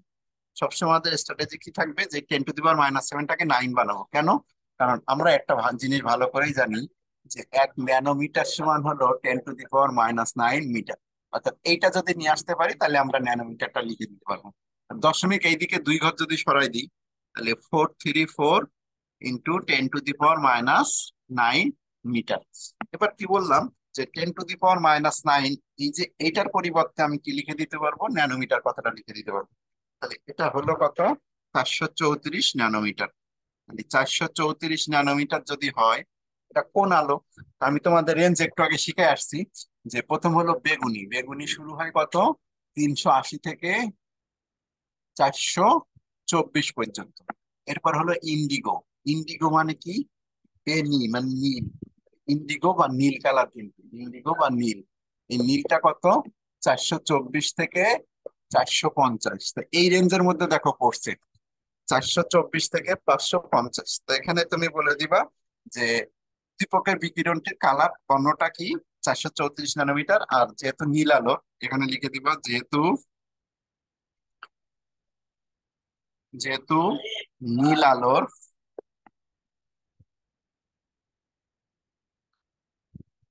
তরঙ্গ দৈর্ঘ্য পরিসর 424 থেকে 450 ন্যানোমিটার, তাই উদ্দীপকের ইলেকট্রনটির ধাপান্তরের ফলে যে বর্ণ বিকিরিত হবে, কি বর্ণ বিকিরিত হবে? নীল বর্ণ বিকিরিত হবে। তাহলে আনসার হলো কি? নীল বা ইন্ডিগো। নীল বা ইন্ডিগো বর্ণ বিকিরিত হবে। ঠিক আছে, নীল বা ইন্ডিগো বর্ণ। ঠিক আছে, এভাবে একটা লাইন করতে অবশ্যই, যেহেতু নীল আলোর তরঙ্গ দৈর্ঘ্য, নীল আলো, নীল বর্ণের আর নীল আলোর তরঙ্গ দৈর্ঘ্য রেঞ্জ, তরঙ্গ দৈর্ঘ্য পরিসর 424 থেকে 450 ন্যানোমিটার এর মধ্যে। তাই উদ্দীপকের যে বিকিরণটা হবে, সেই বিকিরণটা কি কালার হবে? নীল বর্ণের হবে। আশা করি বর্ণ বের করাটা সবাই পারবো। এই ধরনের প্রশ্ন আরো একটা দেখাই আমরা, ময়মনসিংহ বোর্ড আছে মনে হয়।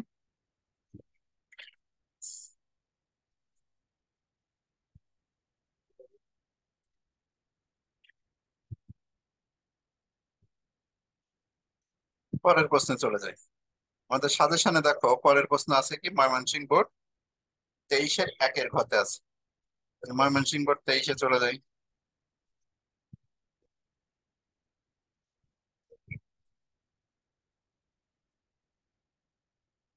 ঢাকা বোর্ড শেষ, এই যে ময়মনসিংহ বোর্ড 23-1-এর ঘ। এখানে বলছে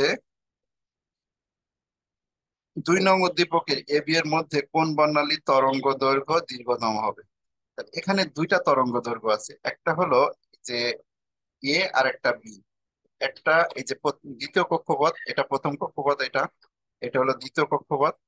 তাহলে দ্বিতীয় কক্ষপথ, এটা 2 3 4, এটা 2, এটা 3, এটা হলো 4।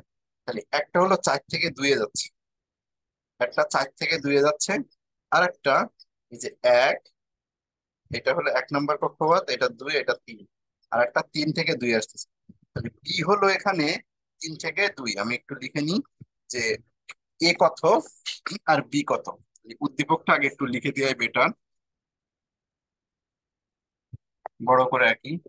উদ্দীপকটা আগে কিন্তু সবাই খাতায় উঠাবা।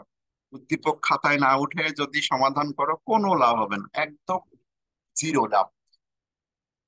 তাহলে এখানে একটা বিকিরণ হচ্ছে, এই যে এখান থেকে এখানে আসতেছে, এই বিকিরণটার নাম দিচ্ছে তারা এ।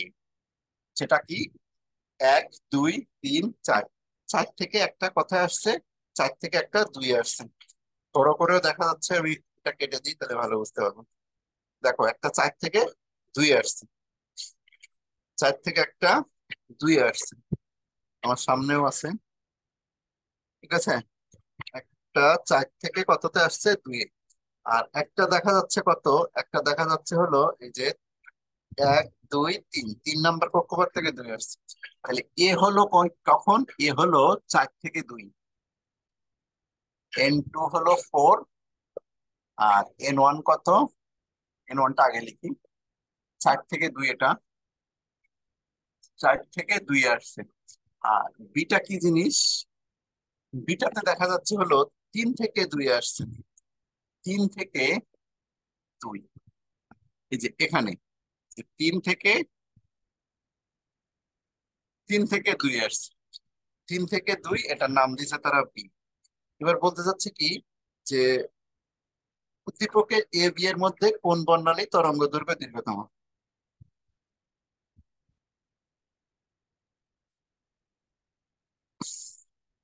উদ্দীপকের এ ও বি এর মধ্যে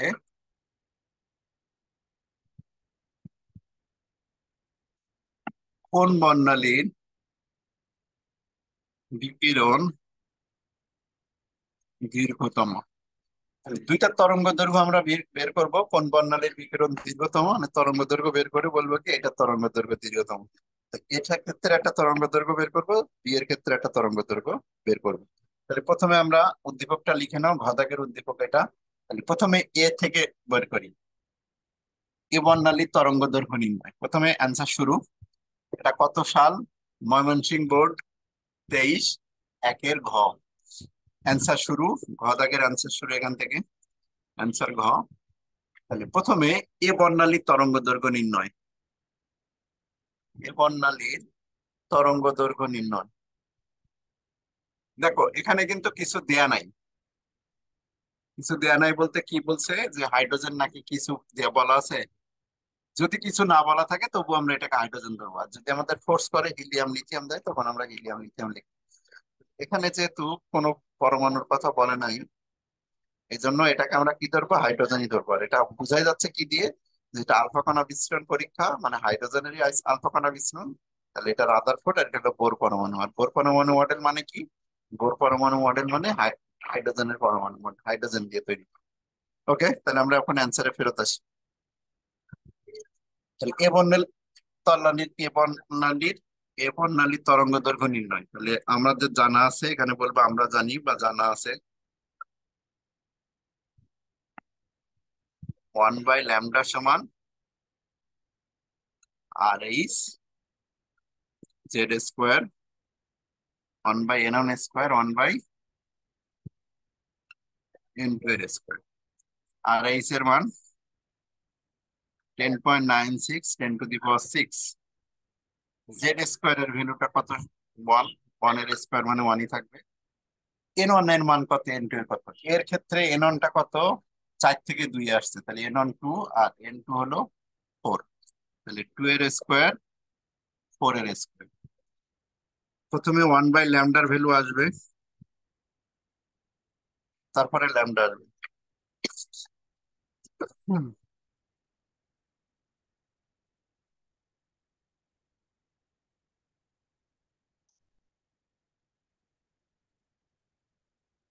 এটা আসছে 2055।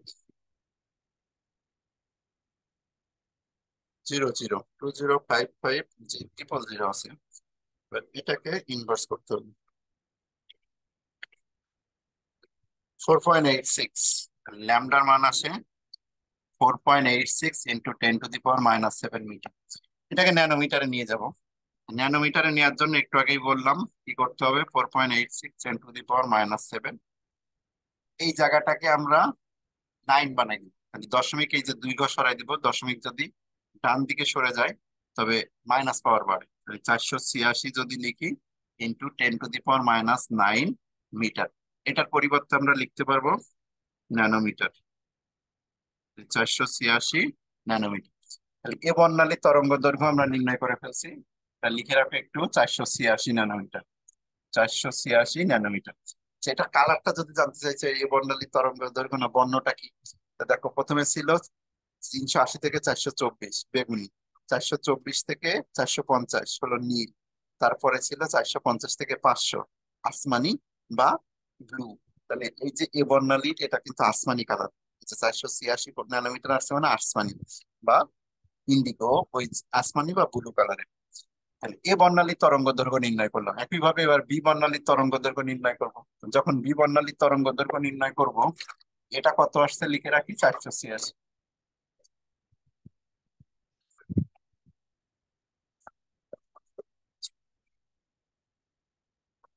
আচ্ছা,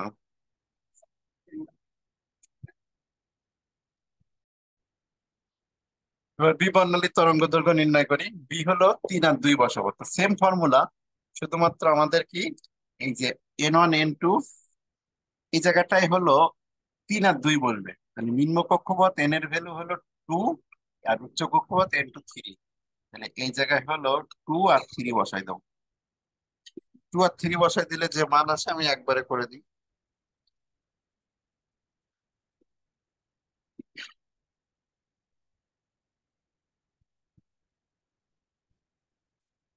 456 একবারে করে দিলাম। এই ল্যামডা একবারে এখানে বের করে নিয়ে আসি। 1/λ কত আসে সেটা দেখানোর দরকার পড়ে না, একবারে ল্যামডা করে দিলে হবে। এটা আসে হলো 656 6.56 ইন্টু 10⁻⁷ মিটার। এটাকে ন্যানোমিটারে যদি আমরা নিয়ে যাই, তাহলে 6.56 656 ইন্টু 10⁻⁹ মিটার, এটার পরিবর্তে ন্যানোমিটার লিখতে পারি। তাহলে 656 ন্যানোমিটার হয়ে গেল। তাহলে কোন বর্ণালী, এখানে প্রশ্ন আসছিল যে কোন বর্ণালী, বলছিল যে বর্ণালী তরঙ্গ দৈর্ঘ্য কোনটি দীর্ঘতম, তাহলে দীর্ঘতম হলো, তাহলে লিখে দাও যে বি বর্ণালী তরঙ্গ দৈর্ঘ্য দীর্ঘতম। অতএব বি বর্ণালী তরঙ্গ দৈর্ঘ্য, বি বর্ণালীর তরঙ্গ দৈর্ঘ্য দীর্ঘতম। দীর্ঘতম। তো এরকম জিনিস দিলে আসলে আমরা পারবো, ঠিক আছে। যদি এখন আমাদের প্রশ্নটা কেমন হয় দেখো, আচ্ছা যদি বলতো বি বর্ণালী তরঙ্গ দৈর্ঘ্যটা কি বর্ণ, তাহলে বি বর্ণালী তরঙ্গ দৈর্ঘ্য এটা দেখো 656 আছে। 656 আমাদের কোন রেঞ্জের মধ্যে পড়ে? তা প্রথমে বেগুনি ছিল 380 থেকে 424, ইন্ডিগো 424 থেকে 450, ভায়োলেট এই তারপর ভিআইবি আসমানি বা ব্লু 450 থেকে 500, তারপর হলো ভিআইবি জি গ্রিন, গ্রিন হলো 500 থেকে 575, ইয়েলো, ইয়েলো হলো 575 থেকে 590, ভিআইবি জি ওয়াই ও, অরেঞ্জ হলো 590 থেকে 647, এখনো কিন্তু রেঞ্জ আসে নাই। তাহলে রেড 647 থেকে 700, তাহলে কোন কালার হবে এটা, রেড কালার। তাহলে আগেরটা ছিল এই যে 3 নম্বরের মধ্যে, আর শেষেরটা দেখো রেড কালারের মধ্যে পড়বে। এই তরঙ্গ দৈর্ঘ্য, এই দেখো আমি বারবার লিখতে পারতেছি কেন, কারণ আমি 2-3 বার লিখে প্র্যাকটিস করছি, আমার এমনি মুখস্থ হয়ে গেছে। আর এতদিন ধরে তুমি যদি প্র্যাকটিস করো 2-3 বার, তাহলে অবশ্যই তোমার এটাও মুখস্থ হয়ে যাবে। তো মোটামুটি এই ধরনের প্রশ্ন যদি আমরা পারবো, শক্তি নির্ণয় যদি আসে, শক্তি নির্ণয়ের প্রশ্ন কোথায় আছে একটু দেখাই দিই। শক্তি নির্ণয়ের প্রশ্ন।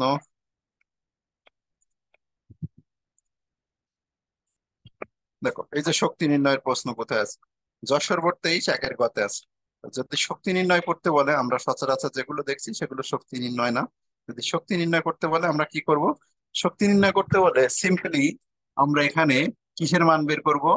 আগে ল্যামডা বের করে নিব। এই যে এই ফর্মুলা দিয়ে 1/λ সমান R H Z square 1/n1 square 1/n2 এর স্কোয়ার। এই ফর্মুলা দিয়ে আমরা কি বের করে নিব? ল্যামডা বের করে নিব। ল্যামডা বের করে নেওয়ার পরে আমরা শক্তির ফর্মুলা জানি = hc/λ।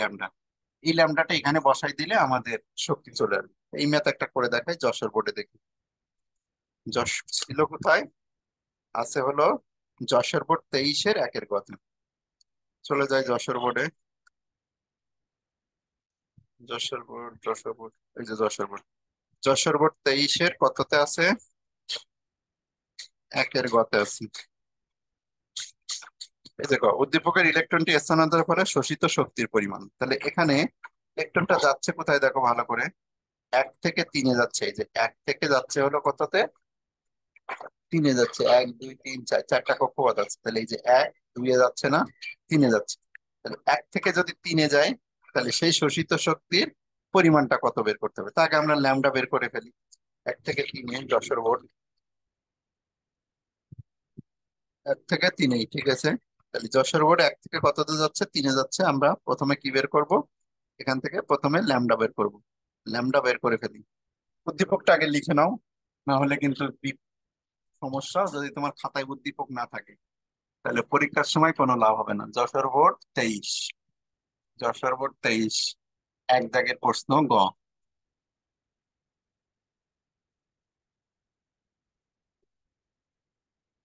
এই যে 1, এটা 2, এটা 3, এটা 4। এই যে যাচ্ছে কোথায়? সে যাচ্ছে হলো 1 থেকে 3-এ যাচ্ছে। 1 থেকে 3-এ যাচ্ছে। তাহলে এক্ষেত্রে আমাদের n1 এর মানটা লেখার দরকার না, আগে প্রশ্ন লিখি।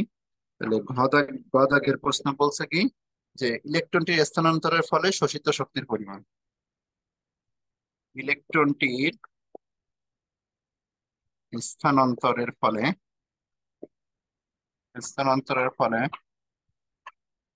শোষিত শক্তির পরিমাণ। শোষিত শক্তির পরিমাণ হিসাব করো।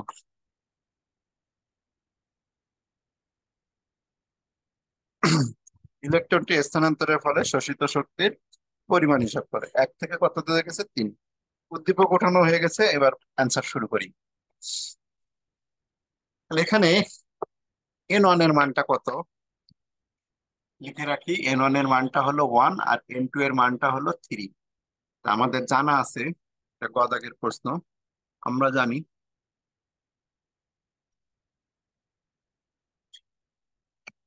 1/λ সমান হলো r/h z²।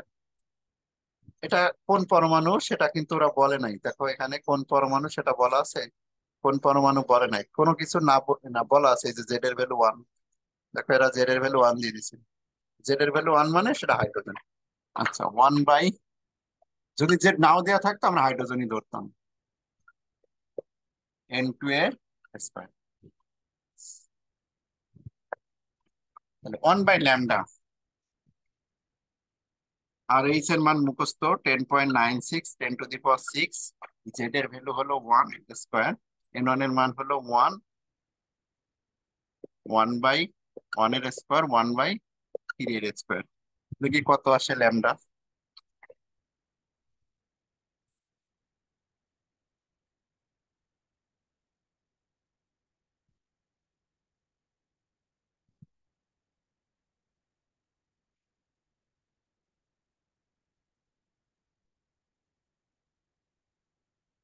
1.02 ইন্টু 10⁻⁷। তাহলে এটা আসছে, একবারে ল্যামডা বের করে ফেলছি। হ্যাঁ, 1.02 ইন্টু 10⁻⁷ মিটার। যেহেতু আমার শক্তি বের করব, আমি শক্তি বের করব, এই জন্য এটাকে ন্যানোমিটারে নেওয়ার কোনো মানে হয় না। তাহলে এরপরে আবার আবার আমরা জানি কি, ইকুয়াল টু এইচ সি ভাগ ল্যামডা। এইচ হলো প্লাঙ্ক কনস্ট্যান্ট 6.63 ইন্টু 10⁻⁻34। আলোর বেগ কত? 3 × 10⁸ 3 × 10⁸ আর ল্যামডার মান হলো 1.02 ইন্টু 10⁻⁻7। এটা ক্যালকুলেশন করলে যা হয়, এটার ক্যালকুলেশন হলো 6.63 ইন্টু 10⁻⁻34 ইন্টু 3 × 10⁸, নিচে হলো 1.02 10⁻⁻7, 1.95 10⁻80। যেহেতু সবগুলো এসআই একক ব্যবহার করছি, সুতরাং আমার মান আসবে অবশ্যই জুলে। 1.95 ইন্টু 10⁻⁻18 জুল, এটা হলো অ্যান্সার। যদি শক্তি বের করতে বলে, শক্তি বের করতে বললে তুমি আগে ল্যামডা বের করে নিবা। ল্যামডা বের করে নিয়ে এখানে মান বসাই দিলে তোমার শক্তি চলে আসবে। শক্তি নির্ণয় একটা দেখলাম আমরা। এই টাইপের ম্যাথ পারবো। আর একটা যেটা শক্তি নির্ণয় ছাড়া, এবার দেখো আর কি ধরনের ম্যাথ আসে নতুনের মধ্যে। এই যে কুমিল্লা বোর্ড, এই কুমিল্লা বোর্ডে কি করছে, 23-6 গতে এর নির্ণয় করতে বলছে। তো আমরা কুমিল্লা বোর্ড 23-এর এর নির্ণয়টা একটু দেখি। তারপর বৃহত্তম তরঙ্গ দৈর্ঘ্য একটা করব, আর অসীম থেকে যদি একটা আসে, এই অসীম থেকে একটা করে দেব। ঠিক আছে, তো এখন আমরা করব হলো কি, এই যে এর নির্ণয়টা। কুমিল্লা বোর্ড 23, কুমিল্লা বোর্ড 23-এর প্রশ্ন দেখি।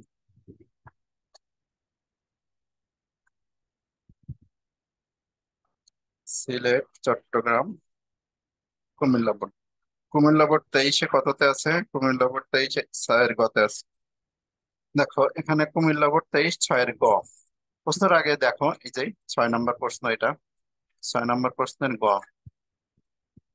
উদ্দীপক এক অনুসারে, এক মানে হাইড্রোজেনের পারমাণবিক বর্ণালী, এক অনুসারে রেখা বর্ণালী তরঙ্গ দৈর্ঘ্য, তরঙ্গ দৈর্ঘ্য এরা দিয়ে দিচ্ছে ন্যানোমিটারে 1875.62 তরঙ্গ দৈর্ঘ্য, তরঙ্গ দৈর্ঘ্য ল্যামডার ভ্যালুটা এটা দিয়ে দিচ্ছে। ফলে ইলেকট্রনটি কোন শক্তি স্থান থেকে তাপান্তরিত হলো, গাণিতিক ভাবে ব্যাখ্যা করো। অনুসারে কোন রেখার তরঙ্গ দৈর্ঘ্য এত হলে ইলেকট্রনটি কোন শক্তি স্তর থেকে তাপান্তরিত হলো। এই প্রশ্নের সমাধান এখন আমরা, এক্ষেত্রে দেখো আমাদের বের করতে বলছে কি, যে N2টা কত। N1 এর ভ্যালুটা কিন্তু এখানে দেয়া আছে, এই যে প্যাশন সিরিজ। প্যাশন সিরিজ মানে আমরা বুঝে ফেলছি যে N1 এর মানটা হলো, N1 এর মানটা হলো 3। N1 এর মানটা এখানে 3 যদি হয়, আর তরঙ্গ দৈর্ঘ্য যদি এত হয়, তাহলে N2টা কত সেটা আমার বের করতে হবে। N2টা কত সেটা বের করতে হবে। N2 হলো 1, N2টা হট। আমার কাজ হবে কি, প্রথমে এই যে উদ্দীপকটা উঠে নেওয়া। উদ্দীপক খাতায় না উঠে কখনোই কোনো প্রশ্ন লিখবে না। অ্যান্সার লিখে গেছো কিন্তু উদ্দীপক উঠায় নাই, পরীক্ষার সময় তুমি প্রশ্ন খোলার ইচ্ছাও জাগবে না, যে প্রশ্নটা না খুলে শুধু কিভাবে করছে সেটা দেখে যায়। কিন্তু প্রশ্নটা যদি তোমার চোখের সামনে থাকে, তোমার কাজটা অনেক ইজি হয়ে যাবে। এই জন্য সবার কাজ হবে কি, আগে উদ্দীপক উঠানো।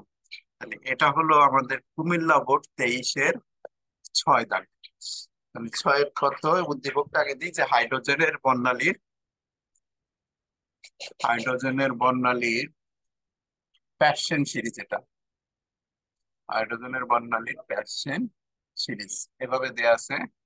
আর বলছে কি, যে অনুসারে তরঙ্গ দৈর্ঘ্য উদ্দীপকের বর্ণালীর, তুমি শর্টকাটে লিখলেও সমস্যা নেই, যে উদ্দীপকের বর্ণালীটির বর্ণালীটির তরঙ্গ দৈর্ঘ্য 1872.1875 1875.62 ন্যানোমিটার। ন্যানোমিটার হলে ইলেকট্রনটি হলে, দেখো আমিও কিন্তু কষ্ট করে লিখতেছি কেন, কারণ এই উদ্দীপকটা আমি না লিখলে তুমিও লিখবে না। আর না যদি লেখো, তোমার খাতায় যদি উদ্দীপক না থাকলে শুধু অ্যান্সার থেকে কোনো লাভ হবে না। কারণ পরীক্ষার সময় তুমি এই উদ্দীপক খুলবাও না, শুধুমাত্র খাতা দেখে চলে যাবা, বুঝতেই পারবে না যে এই ধরনের ম্যাথ করছি আমি। উদ্দীপকের বর্ণালীটি তরঙ্গ দৈর্ঘ্য এত হলে ইলেকট্রনটির ইলেকট্রনটি কোন ইলেকট্রনটি কোন শক্তি স্তর থেকে, কোন শক্তি স্তর থেকে ধাপান্তরিত হলো, ধাপান্তরিত হলো ইনটু বের করে ফেলবো আমরা। অ্যান্সার এখান থেকে শুরু করলাম। এটা হলো গ দাগের প্রশ্ন না, ঘ দাগ। গ। তাহলে 1/λ সমান RH Z square 1/n1 square 1/n2 এর স্কোয়ার। চাইলে তুমি জেড নাও লিখতে পারো, কারণ সবসময় হাইড্রোজেন বর্ণালী দেয়া থাকতেছে। ঠিক আছে, জেড হলো পারমাণবিক সংখ্যা। তাহলে আমরা অ্যান্সারটা করে ফেলি। তাহলে 1/λ মান বসাই দিই একবারে, ল্যামডার ভ্যালু 1875, 1875.62 ইন্টু 10⁻⁹ ন্যানোমিটার। ন্যানোমিটার থেকে আমরা মিটারে চলে গেলাম। এই যে 1 এটাকে ন্যানোমিটার আছে, এই ন্যানোমিটার থেকে যদি মিটারে নিয়ে যাই, তাহলে ল্যামডাটা কত হবে এখানে লিখে দিই, 1875.62 ন্যানোমিটার আছে, এটাকে মিটারে নিয়ে যাবো। 1875.62 ইন্টু 10⁻⁹ মিটার।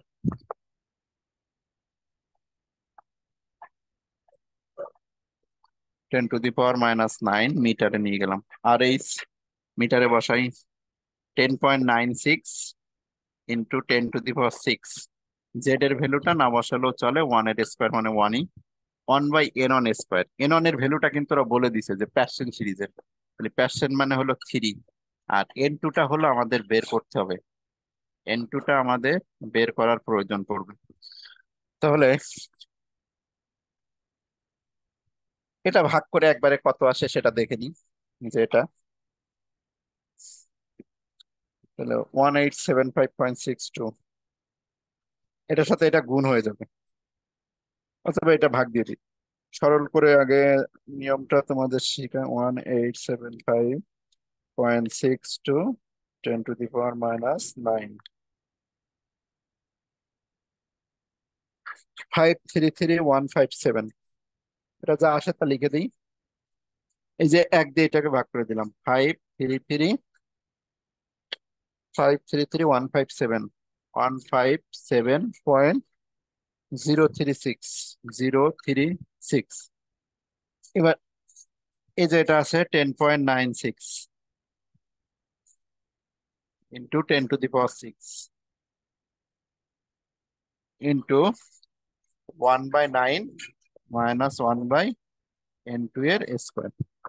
প্রশ্ন আমার লেখা হয়ে গেছিল, এই জন্য এটা মুছে দিই।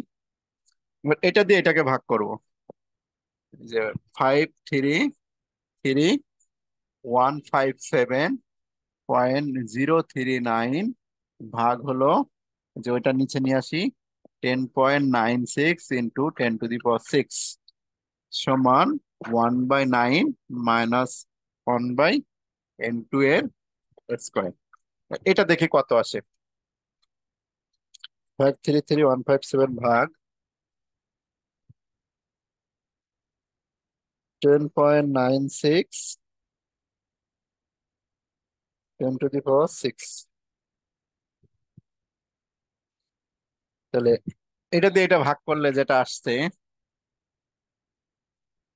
এটা দিয়ে এটাকে ভাগ করার ফলে যেটা আসছে সেটা কত, 0.0486, 0.0486, 0.0486 আর এটা 1.9 1 - n²। আমি ক্যালকুলেশন ছোট করতে পারতাম, কিন্তু তোমাদের ধাপগুলো দেখাচ্ছে একবারে ছোট ছোট করে, যাতে কারোর অসুবিধা না হয়। তাহলে 1/n1 এর স্কোয়ার, এটাকে এখানে নিয়ে আসি, আর এই যে 1/9 এটাকে ওই পাশে নিয়ে যাই, 0.0486। তাহলে 1/9, 1 ভাগ হলো 9 মাইনাস অ্যান্সার। তাহলে এটা করলে কত আসছে, এই যে এটা ক্যালকুলেশন করলে যা আসছে সেটা হলো 1/9 এর স্কোয়ার সমান 0.060624। এর কাজ হবে কি, এবার এটাকে নিচে নিয়ে আসা আর এন অনটাকে ওই পাশে নিয়ে যাওয়া। তাহলে 1 ভাগ এই যে এটা 0.0624, 0624 ওই পাশে হলো n2 এর স্কোয়ার। তাহলে 1 ভাগ অ্যান্সার 16। তাহলে n1 এর স্কোয়ার সমান এখানে 16 আসে। তাহলে n সমান, এটাকে রুট করে দাও, n2 সমান √16 সমান 4 আসে।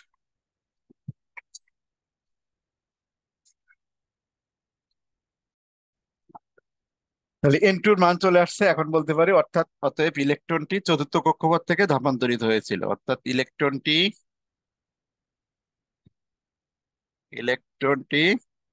চতুর্থ কক্ষপথ থেকে ধাপান্তরিত হয়েছিল।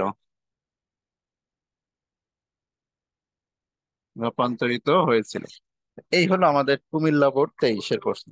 তা এবার আসি, যে বৃহত্তম তরঙ্গ দৈর্ঘ্য যদি বের করতে পারলে, আমরা এক্সেপশনাল প্রশ্নগুলো করে দিচ্ছি যাতে সব ধরনের নিয়মগুলো তোমাদের এই প্রশ্ন থেকে কাভার হয়ে থাকে। তো আমাদের পরের প্রশ্ন হলো, বরিশাল বোর্ড 23 বৃহত্তম তরঙ্গ দৈর্ঘ্য যদি বলে, বৃহত্তম তরঙ্গ দৈর্ঘ্য বললে আমি তোমাদের শিখে আসছি বৃহত্তম তরঙ্গ দৈর্ঘ্য হলো মোটু। মোটু জিনিস কোথা থেকে আসে সেটা এখন কাজে লাগবে। তাহলে এখন বের করো বরিশাল বোর্ড 23 একের গতে। বরিশাল বোর্ড,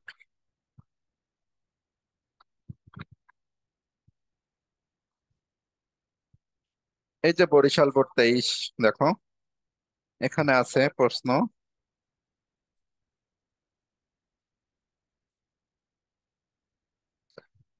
বরিশাল বোর্ড 23 একের গ, বি শক্তি স্তর এর আপাতনের জন্য সৃষ্ট রেখা বর্ণালীর দীর্ঘতম তরঙ্গ দৈর্ঘ্য নির্ণয় করো। দীর্ঘতম তরঙ্গ দৈর্ঘ্য, বৃহত্তম তরঙ্গ দৈর্ঘ্য, দীর্ঘ মানে বৃহত্তম। তাহলে বৃহত্তম তরঙ্গ দৈর্ঘ্য বললে n2টা কি হবে মনে আছে তো?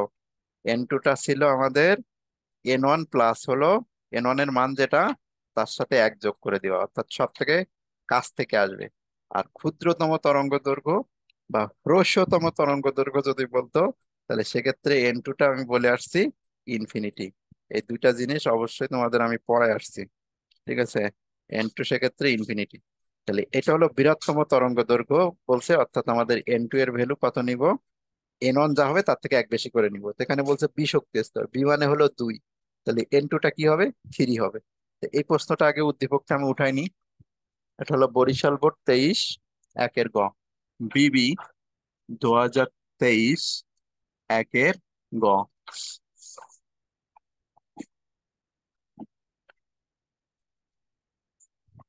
এ বি সি ডি কি পর্যন্ত আঁকছে, এতগুলো আঁকার আমার আর দরকার নাই, কারণ এটা এক হয়ে গেছে।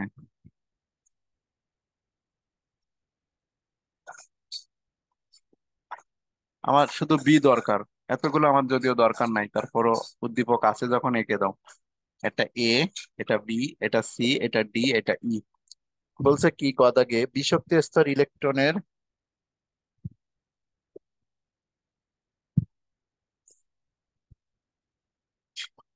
বিষাক্ত স্তরের ইলেকট্রন আপতনের জন্য, ইলেকট্রনের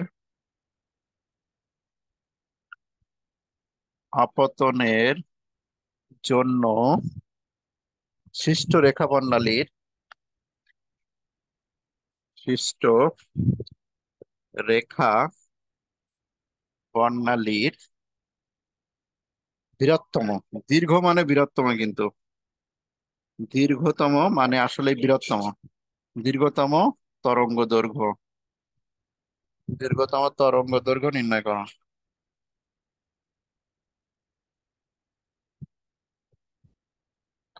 বিষাক্ত স্তরে ইলেকট্রন আপাতনের জন্য সৃষ্ট রেখা বর্ণালীর দীর্ঘতম তরঙ্গ দৈর্ঘ্য নির্ণয় করো। তো আমরা দীর্ঘতম দুইটা লাইন তোমাদের খুব ভালো করে লিখে দিছিলাম, যে ক্ষুদ্রতম তরঙ্গ দৈর্ঘ্য বললে কি হবে? ক্ষুদ্রতম তরঙ্গ দৈর্ঘ্য, আমি যা পড়াইছি সব কিন্তু কাজে লাগবে। আর বিষক্তি স্তর, বি মানে কিন্তু 2, অর্থাৎ এখানে n1 এর ভ্যালু 2, এটা মনে রাখো। বিশ, ক্ষুদ্রতম তরঙ্গ দৈর্ঘ্য বললে n2 এর ভ্যালু আমরা বলছি ইনফিনিটি। আর বৃহত্তম তরঙ্গ দৈর্ঘ্য বললে n2 এর ভ্যালু n1 এর সাথে 1 যোগ, অর্থাৎ n1 যা হবে তার থেকে সব থেকে কাছ থেকে আসবে। তো এখানে এটাই বলছে বিষক্তি স্তরের ইলেকট্রনের আবন্তন, বি মানে হলো 2, অর্থাৎ n1 এর মানটা হলো 2, অর্থাৎ n2 এর ভ্যালু আমরা কত করব? 2 এর সাথে 1 যোগ করে 3 করে নিব। এই যে n2টা কি হবে? সব থেকে কাছ থেকে আসবে, তাহলে বি এর সব থেকে কাছে কোন স্তরটা আছে? বি এর সব থেকে কাছে আছে তার উপরেরটা, অর্থাৎ সি। ঠিক আছে, তাহলে সি হবে। এই প্রশ্নের সমাধান এখন আমরা করে ফেলি। বিষক্তি স্তর ইলেকট্রন আপান্তরের জন্য রেখা বর্ণালীর দীর্ঘতম তরঙ্গ দৈর্ঘ্য নির্ণয় করো। আমরা ম্যাথের অ্যান্সার এখান থেকে করে ফেলি। আমার আমরা জানি বা আমাদের জানা আছে, আমরা জানি 1/λ সমান RH Z square, 1/n1 square, 1/n2 এর স্কোয়ার। আর এটা অবশ্যই হাইড্রোজেনের পারমাণবিক বর্ণালী বলেই উল্লেখ আছে, যেটা হাইড্রোজেনের মডেল। প্রশ্নেও কিন্তু হাইড্রোজেনের মডেল বলেই লেখা আছে। ঠিক আছে, সুতরাং এখানে জেড এর মানটা আমরা 1 ধরতেই পারবো। তাহলে 1/λ, আর এইচ এর মান 10.96 ইন্টু 10⁶, জেড এর ভ্যালু 1 এর স্কোয়ার। আর n1 এর মানটা হলো কত, 2, বিষক্তি স্তর। আর n2 এর বৃহত্তম তরঙ্গ দৈর্ঘ্য বলছে, তাহলে 3 এর স্কোয়ার। ক্যালকুলেশন করে ফেলো, তাহলে ল্যামডা চলে আসবে এখান থেকে। ল্যামডা এর আগে একবার আমরা করছিলাম, ওইখানে মান বসাই দিই। 1 আর 3, 2 আর 3 যদি বসাই না,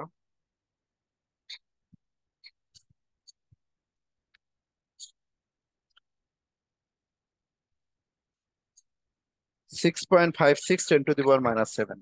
তাহলে 6.56 × 10⁻⁷ এখানে অ্যান্সার শেষ করতে পারো।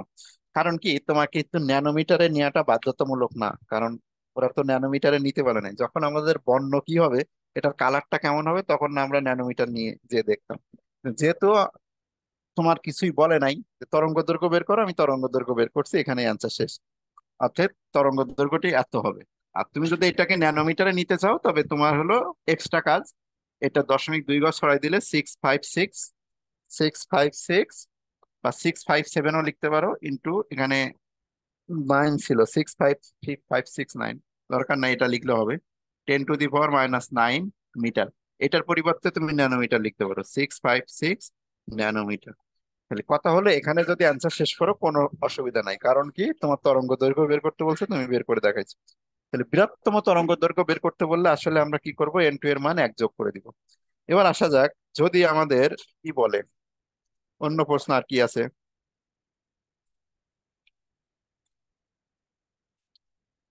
ক্ষুদ্রতম তরঙ্গ দৈর্ঘ্য এরা কেন একবারে বলে নাই। তো এই প্রশ্নটা যদি ক্ষুদ্রতম তরঙ্গ দৈর্ঘ্য বলতো, তাহলে আমরা কি করতাম সেটা একটু দেখাই দিই। এই সেম প্রশ্নটাই যদি বলতো যে বিষক্তি স্তরের ক্ষুদ্রতম তরঙ্গ দৈর্ঘ্য, ক্ষুদ্রতম তরঙ্গ দৈর্ঘ্য কত, ক্ষুদ্রতম, যদি প্রশ্নটাই ক্ষুদ্রতম তরঙ্গ দৈর্ঘ্য বলতো, তখন আমরা এই n2 এর ভ্যালি ইনফিনিটি বসাই দিতাম, 1/∞ স্কোয়ার করে দিতাম। আর 1/∞ সমান আমরা কি করতাম, যদি ক্ষুদ্রতম বলতো, তাহলে ক্ষুদ্রতম বললে আমরা ইনফিনিটি বসাতাম, 10.96 ইন্টু 10⁶ ভাগ হলো 1/4। আর 1/∞ মানে 0, তার মানে ওটাকে আর হিসাব করা লাগতো না। তাহলে এই 10.96 কে 4 দিয়ে ভাগ করতে হবে, 4 দিয়ে ভাগ করলে যা আসে সেটা আমাদের অ্যান্সার, সেখান থেকে ল্যামডা বের করলে সেটা অ্যান্সার হয়ে যাবে। তাহলে কথা হলো, ক্ষুদ্রতম তরঙ্গ দৈর্ঘ্য বললে n টু ইনফিনিটি, বৃহত্তম তরঙ্গ দৈর্ঘ্য বললে 1 যোগ করা, এটাও মনে রেখে দিও। তাহলে এবার আসি, অসীম থেকে যদি কখনো উদ্দীপক থাকে, অসীম থেকে একটা ম্যাথ করে দিলে আমাদের মোটামুটি সব টাইপ কভার হয়ে যাবে। তাহলে আর কি টাইপ আছে দেখো এর মধ্যে। অসীম থেকে ইউভিআইআর এর ব্যবহার, আচ্ছা অসীম থেকে একটা প্রশ্ন আসে, এসজি সিলেট বোর্ড 4 এর গ, সিলেট বোর্ড 4 এর গ, আর এখানে আবার ইউভিআইআর এর ব্যবহারও বলছে। তো আমরা প্রশ্নটা দেখলে ভালো বুঝতে পারবো যে কি জানতে চাইছি। তো আমি একটু সিলেট বোর্ডটা বের করে নিই।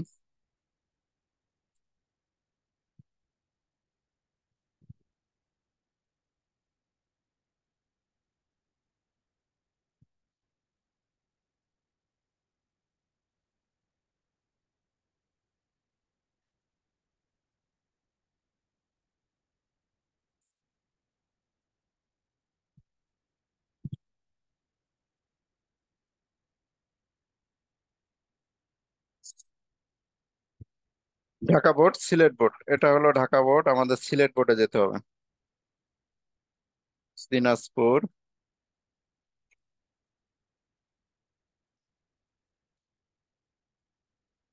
এটা কোনটা, চট্টগ্রাম, সিলেট। সিলেট বোর্ড 22 প্রশ্ন আছে, সিলেট বোর্ড 22-এর 4-এর ঘ, 4-এর ঘতে আছে। তো সিলেট বোর্ড 22-এর 4-এর ঘ, 4 দাগ। এই যে সিলেট বোর্ড 22-এর 4-এর ঘ,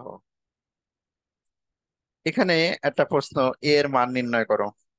এই প্রশ্নটা আমি করাই দিব একটু পরেই, সমস্যা নাই। উদ্দীপকে উল্লেখিত বর্ণালী তরঙ্গ দৈর্ঘ্য নির্ণয় পূর্বক ব্যবহার আলোচনা করো। তা এন টু দেখো, এই জায়গাটায় এনটা হলো ইনফিনিটি।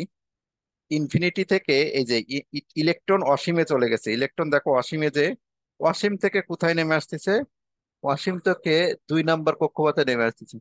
এক কিন্তু চেঞ্জ করে, মানে 3 চেঞ্জ করে, আমি আবার এটা সরাই দিই, খেয়াল করো। ওরা এই তীর চিহ্নটা যদি আর একটু টেনে মনে হয় এখানে দিলে মনে হয় ভালো দেখাতো, কারণ ওরা তীর চিহ্নটা আর একটু বড় করতে পারতো, এই জায়গায় দিলে ভালো দেখাতো। এটা এদের মনে হয় প্রিন্টিং মিস্টেক, যে যারা এই যে যাদের টেস্ট পেপার থেকে আমি ছবিগুলো কালেক্ট করছি। তাহলে অবশ্যই ধরে নিচ্ছি যে এনটা ইনফিনিটি থেকে টুতে আসছে। অসীম থেকে এই যে এন টু ইনফিনিটি থেকে সে কোথায় নেমে আসছে, 2 নাম্বার কক্ষপথে নেমে আসছে। এই যে 2 নাম্বার, 2 নাম্বার নেমে আসছে। এই যে 3 ভেদ করে নিচে নামছে, মানে এই যে 2 আসছে, বোঝা যাচ্ছে কি 2 আসছে। তাহলে N1 এর ভ্যালু হলো 2, আর N2 এর ভ্যালু ইনফিনিটি। বলছে কি, উদ্দীপকে উল্লেখিত বর্ণালীর তরঙ্গ দৈর্ঘ্য নির্ণয় পূর্বক ব্যবহার আলোচনা করো। অর্থাৎ যে তরঙ্গ দৈর্ঘ্য বা যে রংটা আসবে সেটা কি ধরনের কাজে ব্যবহার করা যেতে পারে, সেটা আমাদের ব্যবহারটা লিখতে হবে। তা আমরা ভালো করে জানি, ইউভি যদি হয় তাহলে সেটা জাল টাকা শনাক্ত করা যাবে, আর যদি আয়ার হয় তা সেটা চিকিৎসা কাজে ব্যবহার করা যাবে। তা শুধু চিকিৎসা কাজে না, চিকিৎসা ছাড়াও আয়ারের আরো কিছু ব্যবহার তোমার জেনে রাখতে হবে। দেখি আগে কি বর্ণালী আসে। তাহলে এক্ষেত্রে আমরা উদ্দীপকটা আগে একটু উঠাই নি। গ ঘ দুইটাই করে দিচ্ছি আমি। সিলেট বোর্ড 2022, এটা হলো কত দাগের ঘর, 4-এর ঘরটা আগে করি। এই জায়গাটায় ডট ডট ডট চিহ্ন দেওয়া, আর তার উপরে একটা সিরিজ, এটা এন টু ইনফিনিটি, আর এখানে অসীম সংখ্যক সিরিজ। এই জায়গা থেকে ইলেকট্রন নেমে আসছে কোথাতে, 1 2 3 4 পর্যন্ত আঁকা আছে, 1 2 3 4। ইলেকট্রনটা প্রথমে এই জায়গা থেকে অসীমে উঠছে, অসীম থেকে 2-এ নামছে। তো অসীম থেকে যদি 2-এ নেমে যায়, এটা N1 4 3 2 1। বলছে কি, উদ্দীপকে উল্লেখিত বর্ণালীর,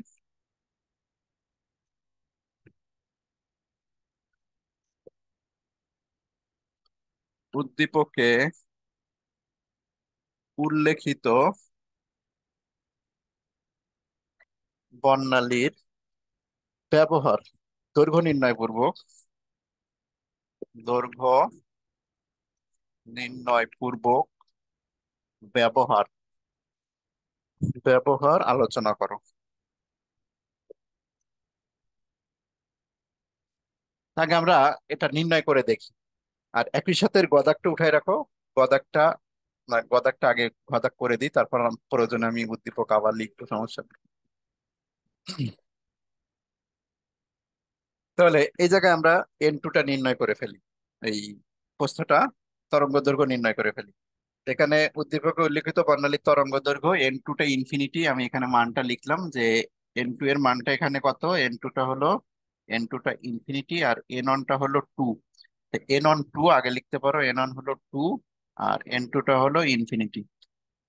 তরঙ্গ দৈর্ঘ্য নির্ণয় করে ফেলি অ্যান্সার দিয়ে, ঘদাক 1/λ আমরা জানি বলে লিখে নিও, RH Z²। এটা হাইড্রোজেনের পারমাণবিক বর্ণালী কিনা লেখা আছে, দেখো কোনো বর্ণালী কিনা সেটা লিখে দেয় নাই। তো যেহেতু এটা হাইড্রোজেন কিনা উল্লেখ নাই, আমরা অবশ্যই হাইড্রোজেন ধরে নিব। যদি উল্লেখ নাও থাকে আমরা হাইড্রোজেন ধরবো, আর যদি ফোর্স করে হিলিয়ামটা অন্য কিছু যদি দিয়ে দেয় তাহলে সেটা বসাবো। তাহলে RH Z², 1/N1², 1/N2 এর স্কোয়ার। ঠিক আছে, তাহলে RH এর ভ্যালু বসাই 10.96, 10⁶, জেড এর ভ্যালু 1 বসালাম।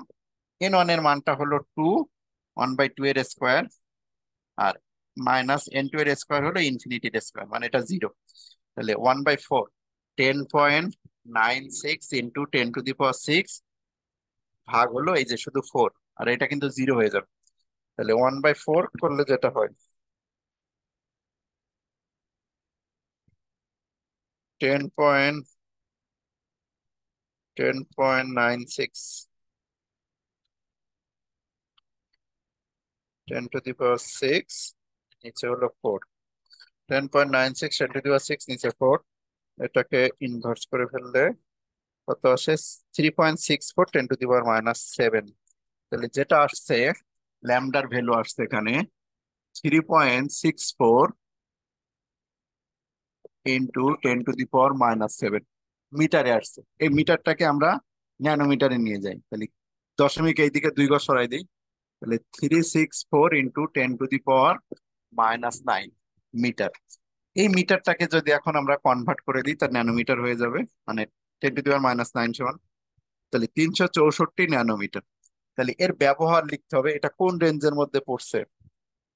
কোন রেঞ্জের মধ্যে পড়ছে দেখো। আর Z² মান বসালাম, ল্যামডা আসলো 364। তা আমি তোমাদের যে রেঞ্জ শিখাইছি প্রথমে আজকে ক্লাসের শুরুতে, সেই রেঞ্জটা কি ছিল? রেঞ্জটা এমন ছিল যে ইউভি ইউভি রেঞ্জ ছিল 10 থেকে 380। 10 থেকে 380 ন্যানোমিটার ইউভি। 10 থেকে 380 ন্যানোমিটার। আচ্ছা, ইউভির পরে ছিল কি? ভিজিবল। ইউভির পরে ছিল ভিজিবল। ভিজিবল ছিল 380 থেকে 700। 700 ন্যানোমিটার। তাহলে এটা কোন রেঞ্জের মধ্যে পড়ছে? 364 এটার মধ্যে আছে। তাহলে এখানে অবশ্যই আমরা বলতে পারি যে উদ্দীপকের বিকিরণটি, যেহেতু আমাদের জানা আছে, দেখবা জানা আছে অতিবেগুনি রশ্মির তরঙ্গ দৈর্ঘ্য ইউভি এর তরঙ্গ দৈর্ঘ্য পরিসর, তরঙ্গ দৈর্ঘ্য পরিসর 10 ন্যানোমিটার থেকে 380 ন্যানোমিটার। সুতরাং উদ্দীপকের বিকিরণটি এই রেঞ্জের মধ্যে পড়ে, ইউভি অঞ্চলের মধ্যে পড়ে। এবার ইউভি এর ব্যবহার লিখতে বলছে। ইউভি এর ব্যবহার 1 নম্বরে দিবা জাল টাকা ও জাল পাসপোর্ট শনাক্তকরণে। জাল টাকা ও জাল পাসপোর্ট শনাক্তকরণে এটা ব্যবহার করা হয়। এইটুকু লিখলেও মোটামুটি হয়ে যায়। জাল টাকা ও জাল পাসপোর্ট শনাক্তকরণে উদ্দীপকের বিকিরণটি ব্যবহার করা যাবে। ঠিক আছে। 10 থেকে 380 তুমি লিখে দিবা জাল টাকা ও জাল পাসপোর্ট শনাক্তকরণে এটি ব্যবহার করা যাবে। ইউভি এর আরো কয়েকটা ব্যবহার একটু জেনে রাখতে পারো। যে এটা হলো জাল টাকা জাল পাসপোর্ট শনাক্তকরণ 2 নম্বরে লিখতে পারো, আমি বইয়ের থেকে লিখে দিচ্ছি। প্রোটিন ড্রাগ শনাক্তকরণ জীবাণুনাশক রূপে। লেখো জীবাণুনাশক রূপে। জীবাণুনাশক, জীবাণুনাশন কাজে, জীবাণুনাশন কাজে, জীবাণুনাশন কাজেও ইউভি ব্যবহার করা যায়। আচ্ছা, এরপর আর একটা ব্যবহার লেখো ড্রাগ শনাক্তকরণে। ড্রাগ, ড্রাগ শনাক্তকরণে 3-4টা ব্যবহার লিখে দিও। ড্রাগ শনাক্তকরণেও ইউভি ব্যবহার হয়। 3টা লিখলাম, আরো 2টা লিখি। 3টা হয়েছে। 4 নম্বর ব্যবহারটা লেখো চিকিৎসা ক্ষেত্রে লাইট থেরাপি। চিকিৎসা দিলে আবার অনেকের আবার কি হয়ে যাবে না, এই যে আয়াত দিয়ে কিন্তু চিকিৎসা কাজে ব্যবহার করা হয়। লাইট থেরাপি, প্রোটিন, কোষ বা সেলের মেডিকেল ইমেজিং। কোষ বা সেলের মেডিকেল ইমেজিং, মেডিকেল ইমেজিং। এই 4টা ব্যবহার অন্তত মনে রাখো। অপটিক্যাল সেন্সর রূপে, অপটিক্যাল সেন্সর রূপে আরেকটা 5 নম্বর, অপটিক্যাল সেন্সর রূপে, অপটিক্যাল সেন্সর রূপে, সেন্সর রূপে এটা ব্যবহার হয়। তাহলে উদ্দীপকের বিকিরণটা শনাক্ত করলাম। এখানে প্রশ্নে একদম উল্লেখ করে দিছে তোমার ব্যবহার লিখতে হবে। দেখো প্রশ্নে কিন্তু বলে দিছে, কোনো উপায় নাই, প্রশ্নে এখানে তোমার বলে ফোর্স করছে বর্ণালীতে দৈর্ঘ্য উল্লেখপূর্বক ব্যবহার আলোচনা করো। তার মানে ব্যবহারে কিন্তু এখানে মার্কস আছে। মিনিমাম 1 মার্ক হলো ব্যবহারে। তাহলে 1 মার্কের ব্যবহার পাইতে গেলে ন্যূনতম 3-4টা তো লিখতেই হবে। তো এখানে আমি লিখছি জাল টাকা জাল পাসপোর্ট শনাক্তকরণে, জীবাণুনাশন কাজে, ড্রাগ শনাক্তকরণে। ঠিক আছে, ড্রাগ শনাক্তকরণে মোটামুটি এই কয়টা ব্যবহার দিয়ে দাও।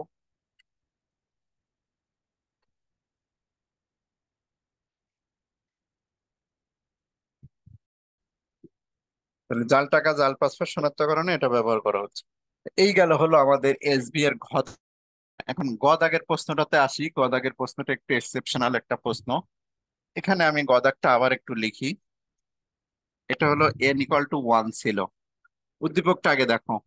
উদ্দীপকটাতে বলা হয়েছে যে এই 4 থেকে এ এর দূরত্ব, অর্থাৎ এই যে রেখাটা এটার দূরত্ব কত।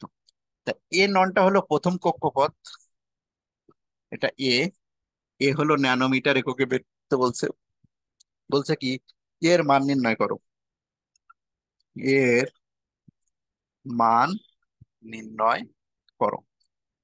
এটা হলো প্রথম কক্ষপথ আর এটা হলো চতুর্থ কক্ষপথ। তাহলে প্রথম কক্ষপথ থেকে চতুর্থ কক্ষপথের দূরত্বটা বের করতে বলছে। সিম্পল একটা প্রশ্ন, প্রশ্ন বোঝাটাও একটু জরুরি। যে এই যে এটা যদি প্রথম কক্ষপথ হয় আর এটা যদি চতুর্থ কক্ষপথ হয়, তো এদের মধ্যে এই দূরত্বটা কত, এই দূরত্ব ডিস্টেন্স, এই ডিস্টেন্সটা কত সেটা আমাদের বের করতে বলছে।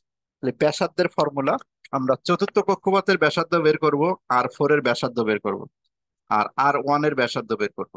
তাহলে চতুর্থ কক্ষপথের ব্যাসার্ধ আসবে, প্রথম কক্ষপথের ব্যাসার্ধ আসবে। এ সমান কি, এ সমান এখানে হলো আর 4 থেকে, অর্থাৎ চতুর্থ কক্ষপথ থেকে প্রথম কক্ষপথ আমরা বাদ দিব। তাহলে আর 4 মাইনাস আর 1 করলে আমাদের অ্যান্সার শেষ। তাহলে চতুর্থ কক্ষপথের ব্যাসার্ধ, প্রথম কক্ষপথের ব্যাসার্ধ, ঠিক আছে। চতুর্থ কক্ষপথের ব্যাসার্ধ 4, প্রথম কক্ষপথের ব্যাসার্ধ হলো 1, আর 4 আর 1 যদি আমরা মাইনাস করে দিই তা আমাদের অ্যান্সার চলে আসবে। তো আমি করে দিচ্ছি ম্যাথটা। যদিও এই ম্যাথ একবারই আসছে আজ পর্যন্ত, অন্য কোনো বোর্ডে কোথাও আসে নাই, শুধুমাত্র এই যে সিলেট।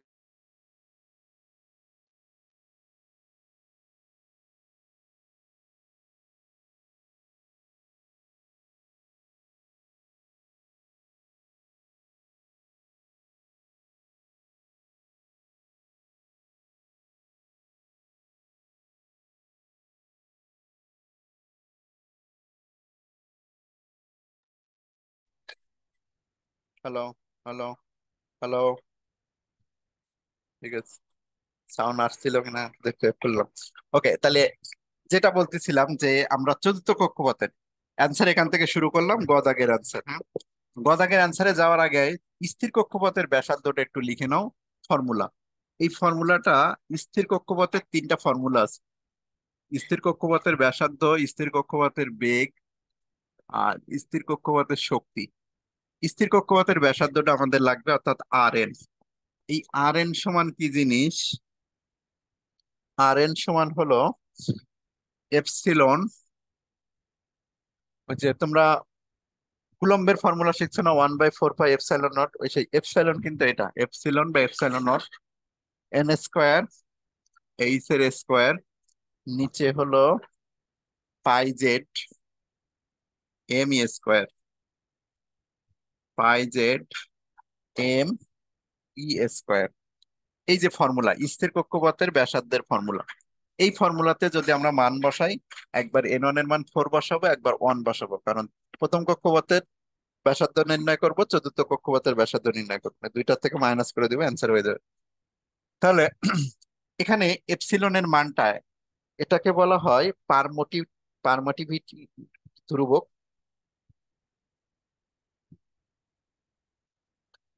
ঠিক আছে। এপসিলনের মান একটা ধ্রুবক, এটা ফিজিক্সে পড়ে আসছো তোমরা। এই ফর্মুলাতে এখন আমরা মান বসাবো। তাহলে এখন অ্যান্সার এখান থেকে শুরু, গ দাগের প্রশ্ন এটা ছিল আমাদের, গ দাগের অ্যান্সার শুরু। তাহলে লেখো প্রথমে চতুর্থ কক্ষপথের ব্যাসার্ধ নির্ণয়। চতুর্থ কক্ষপথের ব্যাসার্ধ নির্ণয়, আর 4 নির্ণয়। তাহলে আর 4 বসাই এখানে। প্রথমে ফর্মুলাটা ওইটা লিখে নাও, আর 'n' সমান হলো এপসিলন n² এইচ², তারপর হলো পাই, জেডটা হলো পারমাণবিক সংখ্যা, m e²। এমটা হলো ইলেকট্রনের ভর, ইটা হলো ইলেকট্রনের চার্জ। তাহলে এপসিলনের মানটা কত, মানটা আমি লিখে দিচ্ছি, এটাকে বলে পারমিটিভিটি, পারমিটিভিটি, পারমিটিভিটি বা পারমিটিভিটি ধ্রুবক। এর মানটা হলো,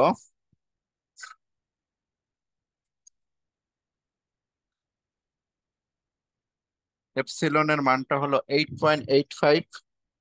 মান লিখলে আমি জায়গা পাবো না, এই জন্য ওখানে লিখতে চাচ্ছি না, এই জায়গায় আমি একক সহ মানটা লিখে দিচ্ছি। হ্যাঁ, এপসিলনের মানটা হলো 8.85। ফিজিক্সে পড়ছো সুতরাং জানো সবাই। 8.85 ইন্টু 10⁻12 ইন্টু 10⁻12 এককগুলো হলো C square per N, coulomb এর square per N per metre square. মুখস্থ রাখবা 8.85, মান বসাই দিই একবারে সব। 8.85 ইন্টু 10⁻12, এনটা হলো কত, চতুর্থ কক্ষপথের জন্য বের করছি, এখানে আর 4 দিয়ে দিলাম। আচ্ছা, দ্বিতীয় লাইনে আমি আর 4 দিই, হ্যাঁ প্রথম লাইনে ফর্মুলা লেখাটা বেটার, দ্বিতীয় লাইনে তুমি মানগুলো বসাবো, অর্থাৎ আর 4 সমান এপসিলন, যখন আর 4 লিখবো তখন হলো মানগুলো বসাবো। তাহলে এপসিলনের মান বসাই এখন। 8.85 ইন্টু 10⁻12, এন এর মানটা হলো 4 এর স্কোয়ার, এইচ এর মানটা হলো কত, 6.63 ইন্টু 10⁻34 জুল এর স্কোয়ার। আচ্ছা, এরপরে নিচে হলো পায়ের মান 3.1416, জেড এর মানটা হলো 1, এম এর মান 9.11 ইন্টু 10⁻31 কেজি, আর ই এর মানটা হলো 1.6 ইন্টু 10⁻19 কুলাম তার স্কোয়ার।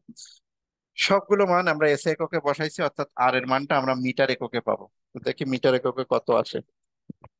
টু লাইন ডিসপ্লের ক্যালকুলেটর ব্যবহার করবো, তাহলে ভুল যাওয়ার সম্ভাবনা কম। 8.85 10⁻12 ইন্টু হলো 4 4 16 বসাই দিলাম একবারে, ব্র্যাকেট 6.63 10⁻34 তার স্কোয়ার। নিচে চলে আসি, 3.1416 ইন্টু 9.11 10⁻31 ইন্টু 1.6 10⁻19 তার স্কোয়ার।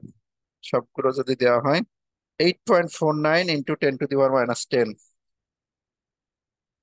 কোথাও কি ভুল করলাম?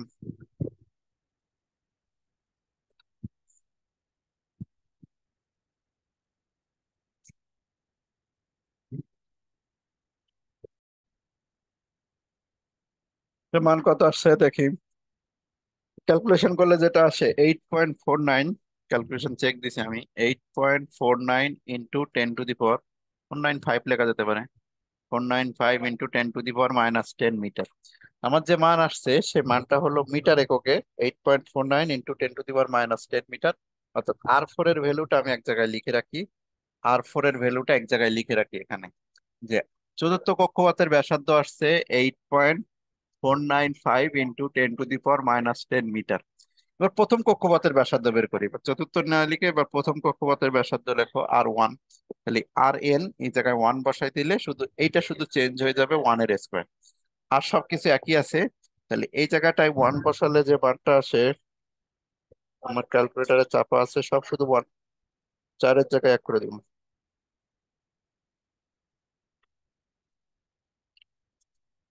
5.30। তাহলে এটা আসে 5.30 ইন্টু 10⁻11 মিটার। তাহলে আর 1 এর ভ্যালু আসছে আমার 5.30 ইন্টু 10⁻11 মিটার। বলছে হলো এই দূরত্ব কত কত। তাহলে এখন অতএব এর দূরত্ব বা এর মান নির্ণয় করো, অতএব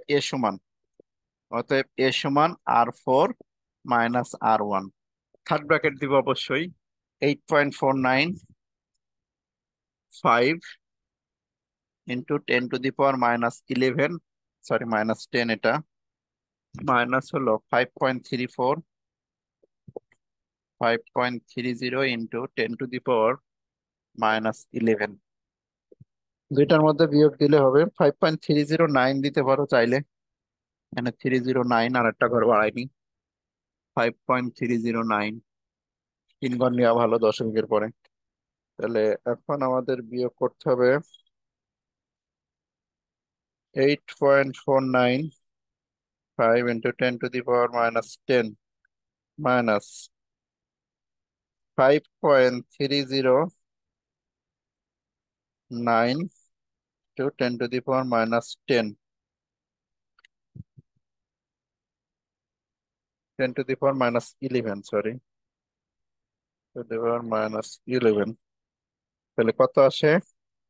7.695, 8.495, 10⁻10, আর ওটা হলো 5.30, এটা 509 না, সরি, 309, 309, 5.309, 10⁻11, বিয়োগ দিলে কত আসে? আসে হলো 7.46, 7.96, 7.964 × 10⁻10 মিটার। এখন ওরা এটাকে ন্যানোমিটারে নিতে বলছে। ন্যানোমিটারে যেহেতু নিতে বলছে, আমরা দশমিক এই ঘরে এইদিকে এক ঘর সরাই দিয়ে এটাকে এই এইদিকে এক ঘর সরাই দিই, যেহেতু এই জায়গায় 9 বানাতে হবে। এই জায়গায় যদি 9 বানাইতে চাই, তাহলে দশমিক কোন দিকে সরাবো? এটাকে এইদিকে সরাবো, কারণ এইদিকে গেলে মাইনাস পাওয়ার বাড়ে, আর এইদিকে আসলে প্লাস পাওয়ার বাড়বে। তাহলে 0.796 × 10⁻৯ মিটার। তাহলে এই যে 10⁻৯ মিটারটাকে যদি ন্যানোমিটারে নিয়ে আসি, 0.796 ন্যানোমিটার। আমার ক্যালকুলেশনে এটা আসছে, তোমরা একবার চেক দিবা, তবে এটাই হওয়ার কথা। 8.495, 10⁻10, 5.309, দুইটার মধ্যে বিয়োগ দিলে যেটা হয় 10⁻10ই আসে। দশমিক এইদিকে একবার সরাই দিলাম, তাহলে এটা -9 হয়ে গেল। -9 মানে ন্যানোমিটার, 0.796 ন্যানোমিটার। এটা হলো অ্যান্সার। ঠিক আছে, এই গেল হলো আমাদের এই প্রশ্ন। মোটামুটি ভাবে আমরা আজকে যেটা করছি সেটা হলো সাজেশনের এইগুলো শেষ করছি, দেখো এটা শেষ, এইটা শেষ। আর এই এই প্রশ্নটা আমরা আগেই সমাধান করে দিছি বরিশাল বোর্ড প্রথম দিনেই। নেক্সট ক্লাসের শুরুতে আমরা এই দুইটা প্রশ্ন একটু দেখাই দিব। এই দুটো প্রশ্ন দেখাইতে আমার 5 মিনিটের মতো সময় লাগবে। এই যে বোর তত্ত্ব অনুসারে হাইড্রোজেনের বর্ণালী সিরিজটির উৎপত্তি ব্যাখ্যা করো, এই প্রশ্নটা। আর রেখা বর্ণালীর সাহায্যে কিভাবে মৌল শনাক্ত করা হয়, এই দুইটা প্রশ্ন। তারপরে আমরা দ্রাব্যতা, অর্থাৎ নেক্সট ক্লাসে আমাদের দ্রাব্যতা মিনিমাম আশা করি 2 থেকে 3টা একক, এই যে 3টা ম্যাথ আমাদের হয়ে যাবে। ওকে, আজকের ক্লাস এখানেই শেষ, অনেক বেজে গেছে। নেক্সট ক্লাস আমরা এখান থেকে শুরু করবো।